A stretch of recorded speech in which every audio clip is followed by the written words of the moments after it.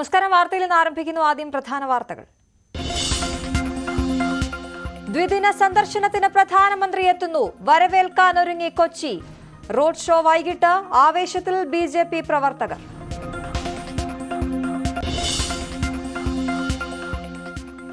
നരേന്ദ്രമോദിയെ കാത്ത് തൃശൂർ. നാളെ സുരേഷ് ഗോപിയുടെ മകളുടെ കല്യാണ ചടങ്ങിൽ പങ്കെടുക്കും. തൃപ്രയാർ ദർശനം നടത്തും. വികസന പ്രഖ്യാപനമുണ്ടാകുമെന്ന് വി മുരളീധരൻ. KS ചിത്രയ്ക്കെതിരെ വ്യാപക സൈബർ ആക്രമണം പ്രാൺ പ്രതിഷ്ഠാ ദിനത്തിൽ രാമമന്ത്രം ജപിക്കണമെന്ന പരാമർശത്തിന് പിന്നാലെ അനുകൂലിച്ചും പ്രതികൂലിച്ചും നിരവധി പേർ രംഗത്ത്. പോലീസ് കേസെടുക്കുന്നില്ലെന്ന് വി മുരളീധരൻ. കേന്ദ്രത്തിനെതിരെ തുറന്ന പോരിന് LDF. ഫെബ്രുവരി 8-ന് ഡൽഹിയിൽ സമരം. മുഖ്യമന്ത്രിയും മന്ത്രിമാരും പങ്കെടുക്കും. സമരത്തിന്റെ പ്രതിപക്ഷത്തെ ക്ഷണിച്ച LDF മുഖ്യമന്ത്രിമാർക്കും കേന്ദ്രമന്ത്രിമാർക്കും കത്തെഴുതും.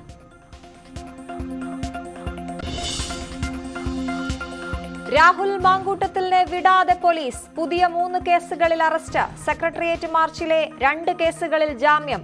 DGP ഓഫീസ് മാർച്ച് കേസിൽ വിധി നാളെ. അറസ്റ്റിൽ പ്രതിഷേധം കടുപ്പിച്ച് യൂത്ത് കോൺഗ്രസ്. अब सौंप दिया इस जीवन को श्री राम तुम्हारे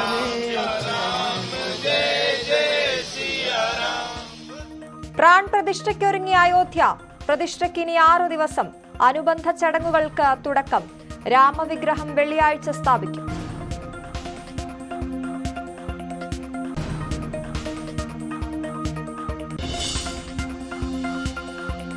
ഭാരത് ജോഡോ ന്യായ് യാത്ര നാഗാലാൻഡിൽ.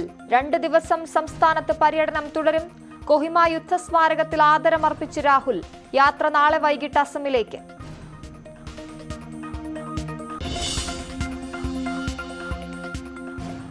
ഉത്തരേന്ത്യയിൽ ജനജീവിതത്തെ വലച്ച് മൂടൽമഞ്ഞ്. ഡൽഹിയിൽ നിന്നുള്ള വിമാനങ്ങളും ട്രെയിനുകളും വൈകി. 17 വിമാനങ്ങൾ റദ്ദാക്കി. താപനില 5 ഡിഗ്രി സെൽഷ്യസിലെത്തി.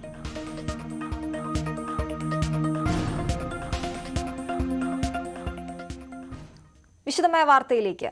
അയോധ്യ ക്ഷേത്ര പ്രതിഷ്ഠാ ചടങ്ങുമായി ബന്ധപ്പെട്ട ഗായിക KS ചിത്ര നടത്തിയ പ്രതികരണത്തിൽ സോഷ്യൽ മീഡിയയിൽ വാദപ്രതിവാദം. ചിത്രയെ അനുകൂലിച്ചും പ്രതികൂലിച്ചും നിരവധി പേർ രംഗത്തെത്തി. പ്രതിഷ്ഠാ ദിനത്തിൽ രാമമന്ത്രം ജപിക്കണമെന്നും വീടുകളിൽ വിളക്ക് തെളിയിക്കണം എന്നുമായിരുന്നു KS ചിത്ര ആവശ്യപ്പെട്ടത്. എല്ലാവർക്കും എൻ്റെ നമസ്കാരം. അയോധ്യയിൽ പ്രതിഷ്ഠാ ദിനം ജനുവരി 22-ന് നടക്കുമ്പോൾ ഉച്ചയ്ക്ക് 12:20-ന് ശ്രീരാമ ജയരാമ ജയ ജയ രാമ എന്ന രാമമന്ത്രം ജപിച്ചുകൊണ്ടിരിക്കണം എല്ലാവരും. അതുപോലെ വൈകുന്നേരം 5 തിരിയുള്ള വിളക്ക് വീടിൻ്റെ നാനാഭാഗത്തും തെളിയിക്കണം.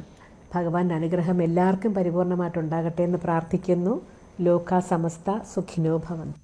ചിത്രയ്ക്കെതിരെ ഇത്ര വലിയ ആക്രമണം നടന്നിട്ടും പോലീസ് കേസെടുക്കുന്നില്ലെന്ന് കേന്ദ്രമന്ത്രി വി മുരളീധരൻ പ്രതികരിച്ചു. രാമനാമം ജപിക്കണം, വിളക്ക് കൊളുത്തണം എന്ന് പറഞ്ഞത് കേട്ട ഉടൻ ഇപ്പോൾ അവർക്കെതിരായിട്ട് സൈബർ ഇടങ്ങളിൽ നടക്കുന്ന ആക്രമണം, ഈ ആക്രമണം മാർക്സിസ്റ്റ് പാർട്ടി കേരളത്തെക്കുറിച്ച് മറ്റുള്ളവരോടൊക്കെ പ്രസംഗിക്കുന്ന സഹിഷ്ണുതയുടെ പര്യായമായിട്ടുള്ള കേരളത്തിന് യോജിക്കുന്നതാണോ? കേരളത്തിലെ പോലീസ് ഇത്രയും ബഹുമാന്യയായിട്ടുള്ള ഒരു കലാകാരിക്കെതിരായിട്ട് പരസ്യമായിട്ട് സൈബർ ഇടങ്ങളിൽ നടക്കുന്ന ആക്രമണം കണ്ടില്ലേ? ഒരക്ഷരം മിണ്ടാത്തത് എന്താ? അതോ ഹൈന്ദവ വിശ്വാസങ്ങളെ എങ്ങനെ ആക്ഷേപിച്ചു കഴിഞ്ഞാലും ഒരു പ്രശ്നമില്ല എന്നുള്ളതാണോ? ശബരിമലയിൽ ആചാര ലംഘനത്തിന് കൂട്ടുനിന്ന അതേ സംഘമാണ് ഇപ്പോൾ KS ചിത്രക്കെതിരായിട്ട് സൈബർ ഇടങ്ങളിൽ രംഗത്ത് വന്നിരിക്കുന്നത്. വിവരങ്ങളുമായി ഐശ്വര്യ അനിൽ ചേരുന്നു. തിരുവനന്തപുരത്ത് നിന്നും ഐശ്വര്യ, വലിയ ആക്രമണം സൈബറിടത്ത് ചിത്രയ്ക്ക് നേരെ ഉണ്ടാകുന്നു. എല്ലാവരും മനസ്സിൽ സൂക്ഷിച്ചിരുന്ന ഒരു ബിംബം ഉടഞ്ഞു എന്ന രീതിയിലുള്ള വലിയ പ്രതികരണങ്ങൾ പലരുടെയും ഭാഗത്തുനിന്നുണ്ടാകുന്നു. അതേസമയം ആ കമന്റുകളുടെ താഴെ ഈ ചിത്രയെ അനുകൂലിച്ചുകൊണ്ടും ആളുകൾ രംഗത്ത് വരുന്നു. എന്താണ് നടക്കുന്നത്?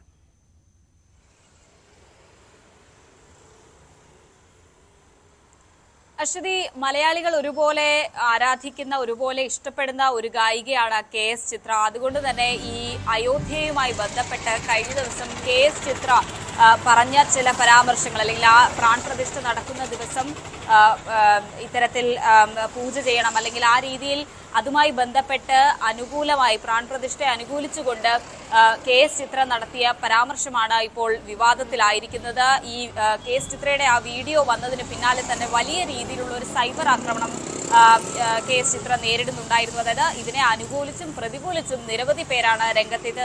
പ്രമുഖരും ഉൾപ്പെടും ഗായകൻ കൂടിയായ G വേണുഗോപാൽ KS ചിത്രയെ അനുകൂലിച്ചുകൊണ്ട് രംഗത്തെത്തിയിരുന്നു. ഒരുപക്ഷെ അവർ വ്യക്തിപരമായ അഭിപ്രായമാണ് പങ്കുവച്ചത്. അതിൽ ആർക്കെങ്കിലും എതിരഭിപ്രായം ഉണ്ടെങ്കിൽ ഒരു തവണത്തേക്ക് ചിത്രയോട് ക്ഷമിച്ചുകൂടെ എന്നതായിരുന്നു G വേണുഗോപാൽ ചോദിച്ചത്. പക്ഷെ അതിനൊക്കെ അപ്പുറത്തേക്ക് വലിയ രീതിയിലുള്ള സൈബർ ആക്രമണം KS ചിത്രയ്ക്ക് നേരെ ഉണ്ടാകുന്ന ഒരു ഘട്ടത്തിൽ കൂടിയാണ് ഇപ്പോൾ ഈ വിഷയം വലിയ രീതിയിൽ ചർച്ചയാവുന്നത്. മാത്രമല്ല ഇതിന് KS ചിത്രയ്ക്ക് പ്രതിരോധം തീർത്തുകൊണ്ട് BJP തന്നെ രംഗത്തെത്തുകയും ചെയ്തിട്ടുണ്ട്. അതിൽ കൃത്യമായി നിലപാട് പറഞ്ഞ് കേന്ദ്രമന്ത്രി V മുരളീധരൻ ഇന്ന് രാവിലെ മാധ്യമങ്ങളെ കണ്ടിരുന്നു. ആ വിവാദത്തിൽ രാമനാമം ജപിക്കണം, വിളക്ക് കൊളുത്തണം എന്ന് മാത്രമാണ് KS ചിത്ര പറഞ്ഞത്.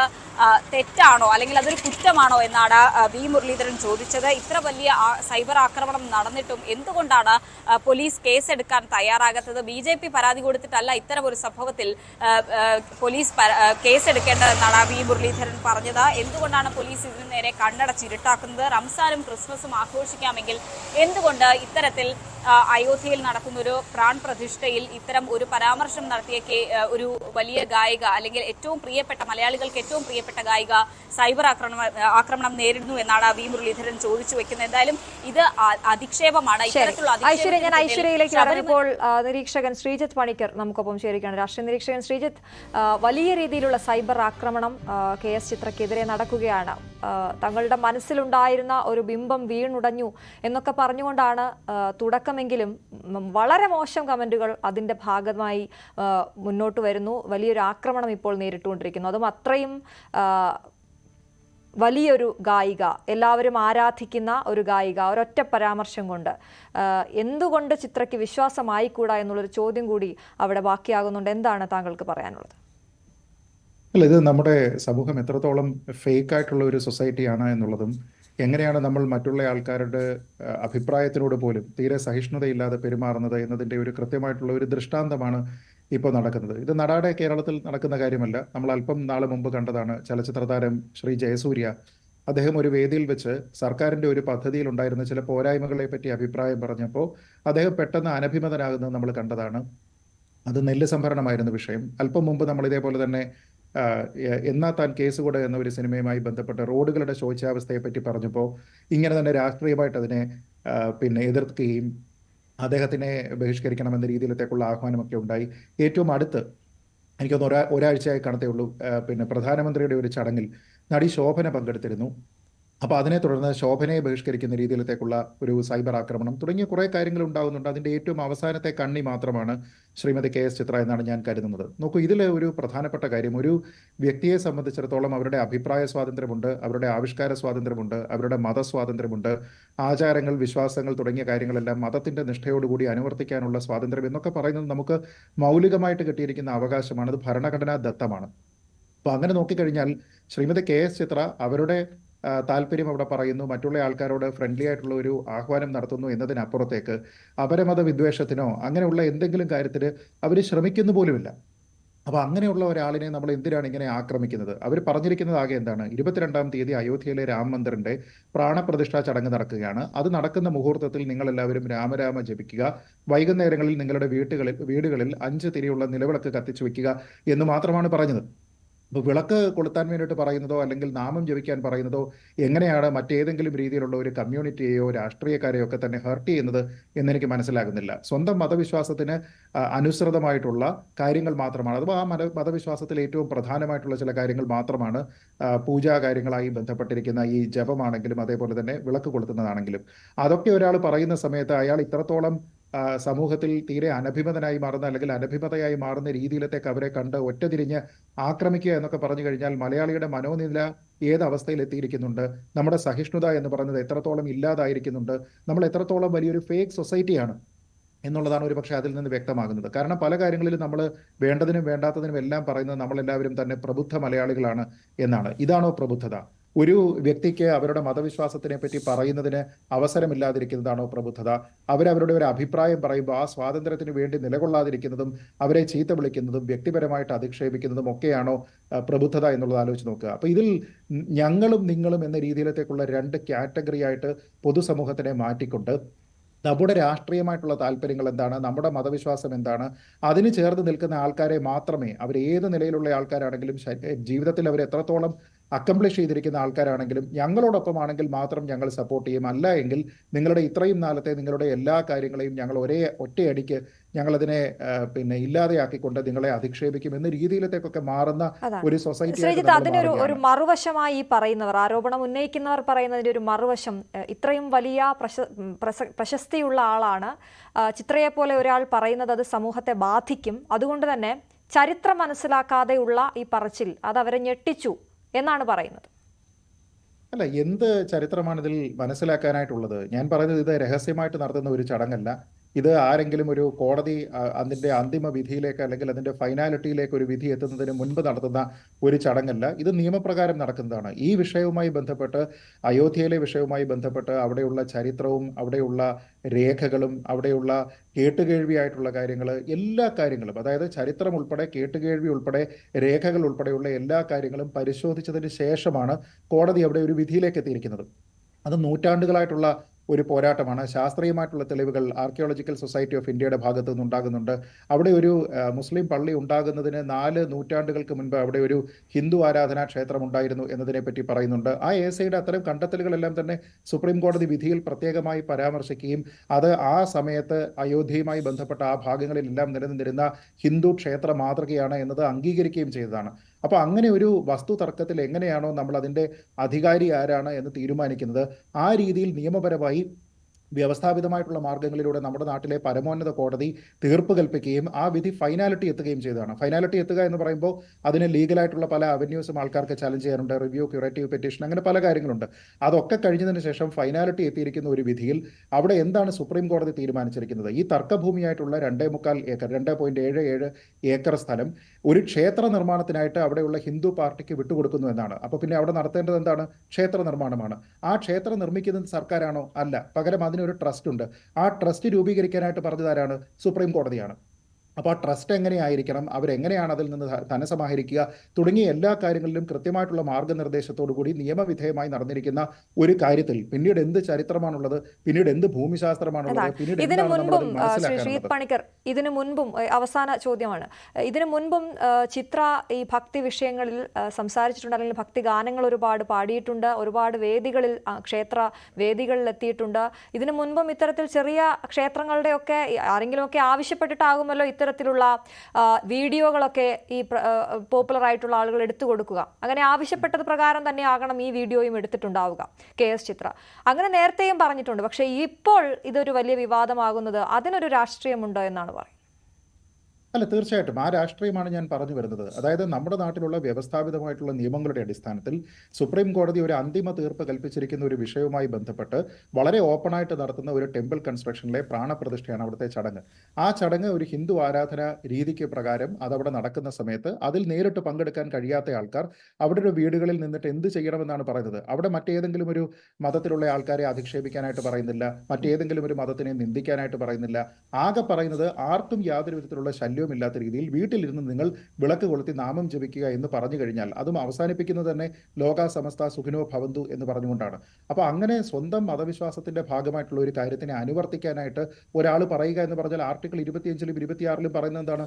നിങ്ങളുടെ നിഷ്ഠയ്ക്കനുസരിച്ച് നിങ്ങളുടെ മതത്തിനെ പ്രചരിപ്പിക്കാനും പ്രാക്ടീസ് ചെയ്യാനും എല്ലാമുള്ള അധികാരം നമുക്ക് എല്ലാവർക്കും ഉണ്ട്. അപ്പോൾ ചിത്രയ്ക്ക് മാത്രം അത് എങ്ങനെ ഇല്ലാതെയാകും? ചിത്ര അത് പറയുന്ന സമയത്ത് അത് എങ്ങനെയാണ് എതിരാവുക? അതുകൊണ്ടാണ് ഞാൻ പറഞ്ഞത് നമ്മളും നിങ്ങളും എന്ന രീതിയിലത്തേക്കുള്ള ഒരു ഭിന്നിപ്പ്. വ്യക്തമാണ് താങ്കളുടെ അഭിപ്രായം. വളരെയധികം നന്ദി ശ്രീജിത്ത് പണിക്കർ ഞങ്ങളോടൊപ്പം ഈ സമയത്ത് ചേർന്നതിന്. ഐശ്വര്യ അനിൽ തുടരുന്നുണ്ട്. ഐശ്വര്യ, ഇത്തരത്തിൽ വലിയ ആരോപണ പ്രത്യാരോപണങ്ങളൊക്കെ ഈ വിഷയത്തിൽ വരുന്നുണ്ട്. അപ്പോഴും ചിത്ര ഈ വീഡിയോ എടുത്തതിന് ശേഷം ഇത്തരത്തിലൊരു സമൂഹ മാധ്യമങ്ങൾ ഇത്തരത്തിൽ ഒരു സൈബർ ആക്രമണം നടക്കുമ്പോഴും ഒന്നും ഇതുവരെ സംസാരിച്ചിട്ടില്ല. എത്ര പേർ ചിത്രയ്ക്ക് അനുകൂലമായി വരുന്നു എന്നുള്ളതും കൂടി നമ്മൾ നോക്കണം. അവരുടെ ഫീൽഡിൽ നിന്ന് തന്നെ എത്ര പേർ അനുകൂലമായി വരുന്നു, എത്രത്തോളം എതിർത്ത് സംസാരിക്കുന്നു എന്നൊക്കെയുള്ളത്. ഞാൻ ഐശ്വര്യയിലേക്ക് വരാം. ഇപ്പോൾ സൂരജ് സന്തോഷ് ഗായകൻ നമുക്കൊപ്പം ചേരുകയാണ്. സൂരജിന്റെ ഒരു പോസ്റ്റ് അത് ഇതിനകം തന്നെ ചർച്ചയായി കഴിഞ്ഞു. ബിംബങ്ങൾ വീണുടയുന്നു എത്രത്തോളം എന്നുള്ളത് എന്താണ്, ഇപ്പോഴും അതിൽ തന്നെ ഉറച്ചു നിൽക്കുകയാണോ സൂരജ്? തീർച്ചയായും ഉറച്ചു തന്നെ നിൽക്കുകയാണ്. കാരണം എന്റെ ഭരണഘടന എനിക്ക് നൽകുന്ന ഒരു ഉറപ്പുണ്ട്, ഒരു അവകാശമുണ്ട്. അതിന്റെ അടിസ്ഥാനത്തിലാണ് ഞാൻ എന്റെ പ്രതികരണം നടത്തിയിട്ടുള്ളത്. അതിൽ വീണ്ടും ഉറച്ചു നിൽക്കും. സൂരജ്, ആ അവകാശം KS ചിത്രക്കില്ലേ എന്നൊരു ചോദ്യമുണ്ട്. KS ചിത്രയുടെ ആ അവകാശത്തെ വിമർശിക്കാനുള്ള സ്വാതന്ത്ര്യം എനിക്കുണ്ടെന്നാണ്. അതെ, താങ്കൾ വിമർശിച്ചു. അതിനുശേഷം താങ്കളുടെ ഇത് ഏറ്റെടുത്തുകൊണ്ട് ഒരുപാട് സൈബർ ആക്രമണങ്ങൾ ഇപ്പോൾ ചിത്രയ്ക്ക് നേരെ നടക്കുന്നുണ്ട്. നിങ്ങളെപ്പോലെയുള്ള പുതിയ ഗായകർ, ചിത്രാമ്മ എന്നൊക്കെ വിളിച്ചുകൊണ്ടിരുന്ന ആളുകൾ പെട്ടെന്ന് ഇങ്ങനെ ഒരു ഇതിലേക്ക് എത്തുമ്പോൾ അവരുടെ ഒരു മാനസികാവസ്ഥ ചിന്തിച്ചിട്ടുണ്ടോ? ചിത്രാമ്മ എന്ന് ഞാൻ വിളിച്ചിട്ടില്ല. മാത്രമല്ല, ഈ സൈബർ ആക്രമണം എന്റെ നേർക്ക് ഒരുപാട് നടക്കുന്നുണ്ട്. എനിക്ക് വരുന്ന ത്രെറ്റ് മെസ്സേജസ്, പേഴ്സണൽ മെസ്സേജസ്, ഓരോ കോണിൽ നിന്ന് വരുന്ന വ്യാജ വാർത്തകളുടെ ചമയ്ക്കൽ, ഇതൊക്കെ തന്നെ ഞാൻ എന്താണ് PFI ചാരനാണെന്ന് പറഞ്ഞിട്ടുള്ള സ്ക്രീൻഷോട്ടുകൾ ചമയ്ക്കൽ, ഞാൻ ഏതോ ചാനൽ ജനം TVയിൽ നിന്നും കാശ് അഡ്വാൻസ് മേടിച്ചു, അവർ ക്യാൻസൽ ചെയ്തു. ഞാൻ അങ്ങനെ ഒരു പരിപാടിയിൽ അഡ്വാൻസും മേടിച്ചിട്ടില്ല, പങ്കെടുത്തിട്ടുമില്ല, ഇനി പങ്കെടുക്കുകയില്ല. സോ അപ്പൊ അങ്ങനെയുള്ള വ്യാജ വാർത്തകൾ എനിക്കെതിരെ ഇഷ്ടം പോലെ ഓൺലൈനിൽ നടക്കുന്നുണ്ട്. സോ അപ്പം ഇത് ഞാൻ KS ചിത്ര എന്ന ഗായികയല്ല, പേഴ്സണലി വിമർശിച്ചല്ല, അവരുടെ സംഗീതത്തെ വിമർശിച്ചതല്ല, അവരുടെ നിലപാടിനെയാണ് വിമർശിക്കുന്നത്. രണ്ടും തമ്മിൽ ഭയങ്കര വ്യത്യാസം ഉണ്ടെന്ന് നിങ്ങൾ മനസ്സിലാക്കണം. അത് വ്യക്തമാക്കിക്കൊണ്ട് എഴുതാമായിരുന്നില്ലേ കുറച്ചുകൂടി? അതായത് ഇതിനു മുമ്പ് അതിലെന്താണ് ഇത്ര വ്യക്തത കുറവ്? അതാണ് ഞാൻ ചോദിക്കുന്നത്. സൂരജിനെ പോലെയുള്ളവർ ഒന്ന് മനസ്സിലാക്കേണ്ടത്, ഇതിനു മുമ്പ് ചിത്ര ഇത്തരത്തിലുള്ള വിവാദ പരാമർശങ്ങളുമായി വന്നിട്ടില്ല, ആരെയും വേദനിപ്പിക്കുന്ന രീതിയിൽ അവർ സംസാരിച്ചിട്ടില്ല. അപ്പൊ നിങ്ങൾ പറയുന്നത് ആ ചരിത്രം മറച്ചു വെച്ചുകൊണ്ടുള്ള സംസാരമാണ് അവർ നടത്തുന്നത്, അല്ലെങ്കിൽ നിലപാടാണ് എടുക്കുന്നതെന്നാണ്. അത് പേഴ്സണലായി ഇപ്പോൾ അവരെ ബാധിക്കുന്നുണ്ട് വളരെയധികം. അതെ, പറയൂ. അത് എനിക്ക് മനസ്സിലാവുന്നുണ്ട്. പക്ഷേ അത് അവര് പേഴ്സണലായി ഞാൻ പറഞ്ഞതിൽ താങ്കൾ സൂചിപ്പിച്ച പോലെ എന്ത് വ്യക്തത കുറവാണുള്ളത്? ഞാൻ എന്താണ് തെറ്റായി പറഞ്ഞത്? ഞാൻ എന്ത് അധിക്ഷേപ ഭാഷയാണ് ഉപയോഗിച്ചത്? ഒന്ന് പറയൂ. ഈ തരത്തിൽ എനിക്കെതിരെ അധിക്ഷേപം ചെയ്യുന്നതും അബ്യൂസീവും എന്റെ വീട്ടിലുള്ളവരെ എല്ലാവരും ചേർത്ത് വളരെ നെറികെട്ട ഭാഷയിൽ സംസാരിക്കും. എനിക്ക് അതൊന്നും പറയാൻ പോലും പുറത്ത് പറയാനില്ല. ഞാൻ വളരെ മാന്യമായ ഭാഷയിലാണ് പ്രതികരിച്ചിട്ടുള്ളത്. പറഞ്ഞ അഭിപ്രായത്തിൽ ഉറച്ചു തന്നെ നിൽക്കുകയും ചെയ്തു. സൂരജ്, ഒന്ന് ഞങ്ങളോടൊപ്പം ഒന്നുകൂടി തുടരണം, കുറച്ച് സമയം കൂടി മാത്രം. ഇപ്പോൾ രാഹുൽ ഈശ്വരൻ എന്തോ ഞാനിപ്പോ ട്രാവൽ ചെയ്യാണ്. ഞാനിപ്പം ഡൽഹി എയർപോർട്ടിലാണുള്ളത്. ഞാനിപ്പോ കൗണ്ടറിൽ നിന്നാണ് സംസാരിക്കുന്നത്. അപ്പം ഇൻ കേസ് എനിക്ക് അങ്ങോട്ടോ പോകേണ്ടി വന്നാൽ ഞാൻ കേട്ടോ. ശരി, പറ്റുന്നിടത്തോളം ഞങ്ങളോട് തുടരൂ. ഇപ്പോൾ രാഹുൽ ഈശ്വർ നമുക്കൊപ്പം ചേരുന്നുണ്ട്. രാഹുൽ, എന്താണ് സൂരജിനോട് സംസാരിക്കണോ? സൂരജിന് വിമർശിക്കാനുള്ള സ്വാതന്ത്ര്യമുള്ളതുപോലെ ശ്രീമതി KS ചിത്രയ്ക്ക് രാമനാമം ജപിക്കണമെന്ന് പറയാനും വിളക്കുകൾ തെളിയിക്കണമെന്ന് പറയാനും ആർട്ടിക്കിൾ 25 എന്ന ഇന്ത്യൻ ഭരണഘടന അനുവാദം നൽകുന്നുണ്ട്. അപ്പോൾ ശ്രീമതി KS ചിത്ര എന്ന് പറയുന്ന ചിത്രാമ്മ, നമ്മളെല്ലാം ആദരിക്കുന്ന കേരളത്തിന്റെ വാനമ്പാടിയായ, മലയാളത്തിന്റെ വാനമ്പാടിയായ, കേരളം കണ്ട ഏറ്റവും വലിയ ഗായികമാരിൽ ഒരാൾ, അവരുടെ ഈശ്വരവിശ്വാസം കാരണം പ്രാർത്ഥനയോടെ വീട്ടിൽ വിളക്ക് തെളിയിക്കണം, രാമനാമം ജപിക്കണം എന്ന് പറയുന്നതിൽ എന്താണ് തെറ്റ്? അവരെ ആക്രമിക്കുന്നതിന് എന്താണ് ഇതിന്റെ ലോജിക്? രണ്ട്, നമ്മുടെ ഭരണഘടനയുടെ വാച്ച് ഡോഗ് എന്ന് പറയുന്നത് സുപ്രീം കോടതിയാണ്. 5 അംഗ സുപ്രീം കോടതി ഭരണഘടനാ ബെഞ്ച് വളരെയധികം വാദങ്ങൾ കേട്ട് വർഷങ്ങളെടുത്ത് ഒരു സമവായം ഉണ്ടാക്കിയ കേസാണിത്. നമ്മുടെ മുസ്ലിം സഹോദരന്മാർക്ക് വേദന ഉണ്ടായ വിഷയം അവർ അക്സെപ്റ്റ് ചെയ്യുകയും 2.77 ഏക്കറിന് പകരം 5 ഏക്കർ നമ്മുടെ മുസ്ലിം സഹോദരങ്ങൾക്ക് കൊടുക്കുകയും അവിടെ പ്രവാചകൻ മുഹമ്മദിന്റെ പേരിൽ ഒരു മോസ്ക് വരികയും ഒക്കെ ചെയ്യുന്നുണ്ട്. അതേപോലെ അപ്പുറത്ത് അയോധ്യ രാമജന്മഭൂമിയിൽ ശ്രീരാമന്റെ ക്ഷേത്രവും വരുന്നുണ്ട്. അങ്ങനെ ഹാർമോണിയസ് ആയി, സന്തോഷമായി, പോസിറ്റീവായി നമ്മുടെ രാജ്യം മുമ്പോട്ട് പോകാൻ എടുത്തു വെച്ച നിലപാടിനെ പിന്നോട്ടടിക്കുന്ന രീതിയല്ലേ ചിത്രാമ്മയെ പോലൊരു വിശ്വാസി അങ്ങനെ പറഞ്ഞു എന്ന് പറഞ്ഞവരെ ആക്രമിക്കുന്നത്? അവരെ ആക്രമിക്കുന്നത് എന്ത് ലോജിക്കാണ്? ചിത്രാമ്മയുടെ എന്ത് ബിംബമാണ്? അതിനൊരു മറുപടി ഒന്ന് ഞാൻ പ്രതീക്ഷിക്കുന്നു സൂരജ്. ഞാൻ പറയുന്നത് ഈ വെർഡിക്റ്റിൽ തന്നെ, കോടതി വെർഡിക്റ്റ് തന്നെ കൃത്യമായി കോടതി പറയുന്നത് പള്ളി പൊളിച്ചത് തെറ്റാണ് എന്ന് തന്നെയാണ് കോടതി പറയുന്നത്. അങ്ങനെ നിങ്ങൾ വിധിന്യായം വായിച്ചിട്ടുണ്ടെങ്കിൽ മനസ്സിലാവും. അപ്പം അത്തരത്തിൽ ഡിസംബർ 6 1992 എന്ന വിഷയം എന്ന് പറയുന്നത് ഇന്ത്യയെ വർഗീയമായി ഭിന്നിപ്പുണ്ടാക്കി അതിനുശേഷം അത്ര ദയനീയമായിട്ട് തന്നെയാണ് തുടരുന്നത്. സോ അപ്പൊ ആ ഒരു വിഷയത്തിൽ അങ്ങനെ പള്ളി പൊളിച്ച് പറഞ്ഞത് ഒരു അമ്പലത്തിൽ തൊഴണം എന്ന് പറയുന്നത് അവരുടെ വ്യക്തിപരമായ അവകാശമാണ്. ഞാൻ അവകാശത്തെ ഒന്നും ചോദ്യം ചെയ്യുന്നില്ല. ആ അവകാശത്തെ വിമർശിക്കാനുള്ള അവകാശം എനിക്കുണ്ട്. ഞാൻ അതാണ് എക്സർസൈസ് ചെയ്തത്. ഞാൻ പേഴ്സണലി ആരെ അറ്റാക്ക് ചെയ്തിട്ടില്ല. ഞാൻ അറ്റാക്ക് ചെയ്യാൻ വേണ്ടി ഇട്ട് കൊടുത്തിട്ടില്ല. എന്റെ വാക്കുകൾ പേഴ്സണലി അറ്റാക്ക് ചെയ്യാനുള്ള ഒരു ടൂളായിട്ട് ആരെങ്കിലും എടുക്കുന്നുണ്ടെങ്കിൽ എനിക്ക് ഞാൻ അതിന് ഉത്തരവാദിയല്ല. സൂരജ്, അതിനകത്ത് ഒരൊറ്റ ചോദ്യം കൂടി സൂരജ്. അതിനകത്ത് ഏറ്റവും അവസാനത്തെ വരി, എത്ര KS ചിത്രമാർ തനി സ്വരൂപം കാട്ടാനിരിക്കുന്നു, ഇതിനെ എങ്ങനെയാണ് എടുക്കേണ്ടത്? കാട്ടാനിരിക്കുന്നു. ഇപ്പോഴാണ് ഞാൻ ഇങ്ങനെ ഒരു നിലപാടുള്ള വ്യക്തിയാണ് KS ചിത്ര എന്ന് മനസ്സിലാക്കുന്നത്. അതുപോലെ ഇനി ഒരുപാട് വരാൻ ഉണ്ടാവും എന്നാണ് അതിന്റെ അർത്ഥം. ശ്രീമതി KS ചിത്ര മുന്നോട്ട് വെക്കുന്നത് ഒരു രാഷ്ട്രീയ നിലപാടല്ല, ആത്മീയമായ അവരുടെ മനസ്സിന്റെ ആധ്യാത്മികമായ ഒരു ചിന്തയാണ്. രാഷ്ട്രീയം മാത്രമായിട്ട് വേറിട്ട് കാണേണ്ട ഒരു കാര്യമായിട്ട് കാണുന്നില്ല. നിലപാടുകളാണ് രാഷ്ട്രീയമാവുന്നത്. നിലപാടിനെയാണ് വിമർശിക്കുന്നത്. അതായത് രാഹുൽ, സൂരജ് പറയുന്നത് ചിത്രയെ പോലെ ഒരാൾ സംസാരിക്കുമ്പോൾ അതൊക്കെ ഓർത്ത് സംസാരിക്കണമായിരുന്നു എന്നുള്ളൊരു ഓർമ്മപ്പെടുത്തലാണ്. അല്ല, രണ്ട് കാര്യങ്ങളാണ്. ഒന്ന്, ശ്രീമതി KS ചിത്ര മുമ്പോട്ട് വെക്കുന്നത് രാഷ്ട്രീയ നിലപാടല്ല, അവരുടെ ആത്മീയവും ഭക്തിപരവുമായ കാര്യമാണ്.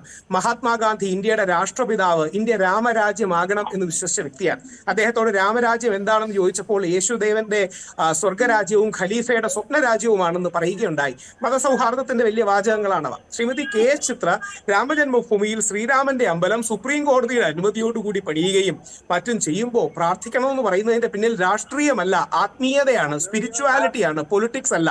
ഒന്ന്. രണ്ട്, സൂരജ് ശ്രീമതി KS ചിത്രയെ ആക്രമിച്ചതുപോലെ തന്നെയല്ലേ സൂരജിന് നേരെ വിമർശനങ്ങൾ വരുന്നത്.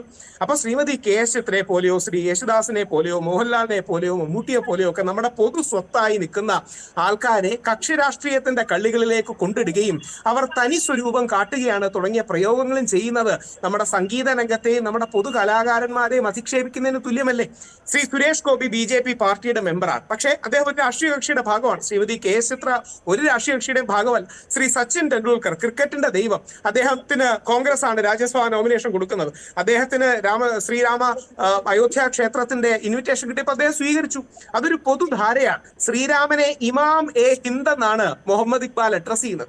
അപ്പോ അമ്പലത്തെ ഇഷ്ടപ്പെടുന്നവരോ പ്രാർത്ഥിക്കുന്നവരോ എല്ലാവരും വർഗീയവാദികളാണ്, മോശക്കാരാണ് എന്ന് ധ്വനിപ്പിക്കുന്ന രീതിയിൽ സംസാരിക്കുന്ന ദൗർഭാഗ്യകരമല്ലേ? സൂരജിനെ പോലൊരു യങ് സിംഗർ, പ്രത്യേകിച്ച് വളരെ പൊളിറ്റിക്കലി കോൺഷ്യസ് ആയ ഒരു വ്യക്തി സുപ്രീം കോടതിയുടെ വിധി ശ്രദ്ധിച്ചില്ലേ? സൂരജ് വളരെ ശരിയായി പറഞ്ഞതുപോലെ പള്ളി പൊളിച്ച അല്ലെങ്കിൽ അമ്പലം പൊളിച്ചാണ് പള്ളി വെച്ചതെന്ന് അവിടെ പറഞ്ഞിട്ടില്ല. അവിടെ നടന്ന ചില തെറ്റായ സംഭവങ്ങൾ സുപ്രീം കോടതി ചൂണ്ടിക്കാട്ടി. പക്ഷേ സുപ്രീം കോടതി പോലും സമവായത്തിൽ എത്തിയൊരു വിഷയത്തിൽ വീണ്ടും വിവാദമുണ്ടാക്കുകയും സാധാരണക്കാർ, ചിത്രാമ്മയെ നമുക്ക് എല്ലാം അറിയാം, ശ്രീ വേണുഗോപാൽ സാർ പറഞ്ഞതുപോലെ ഒരു രാഷ്ട്രീയവും പറയാത്ത, എല്ലാവരോടും സ്നേഹം മാത്രമുള്ള, എല്ലാവരോടും ഉന്നയിച്ചു പോകുന്ന ഒരു വ്യക്തിത്വമാണ്.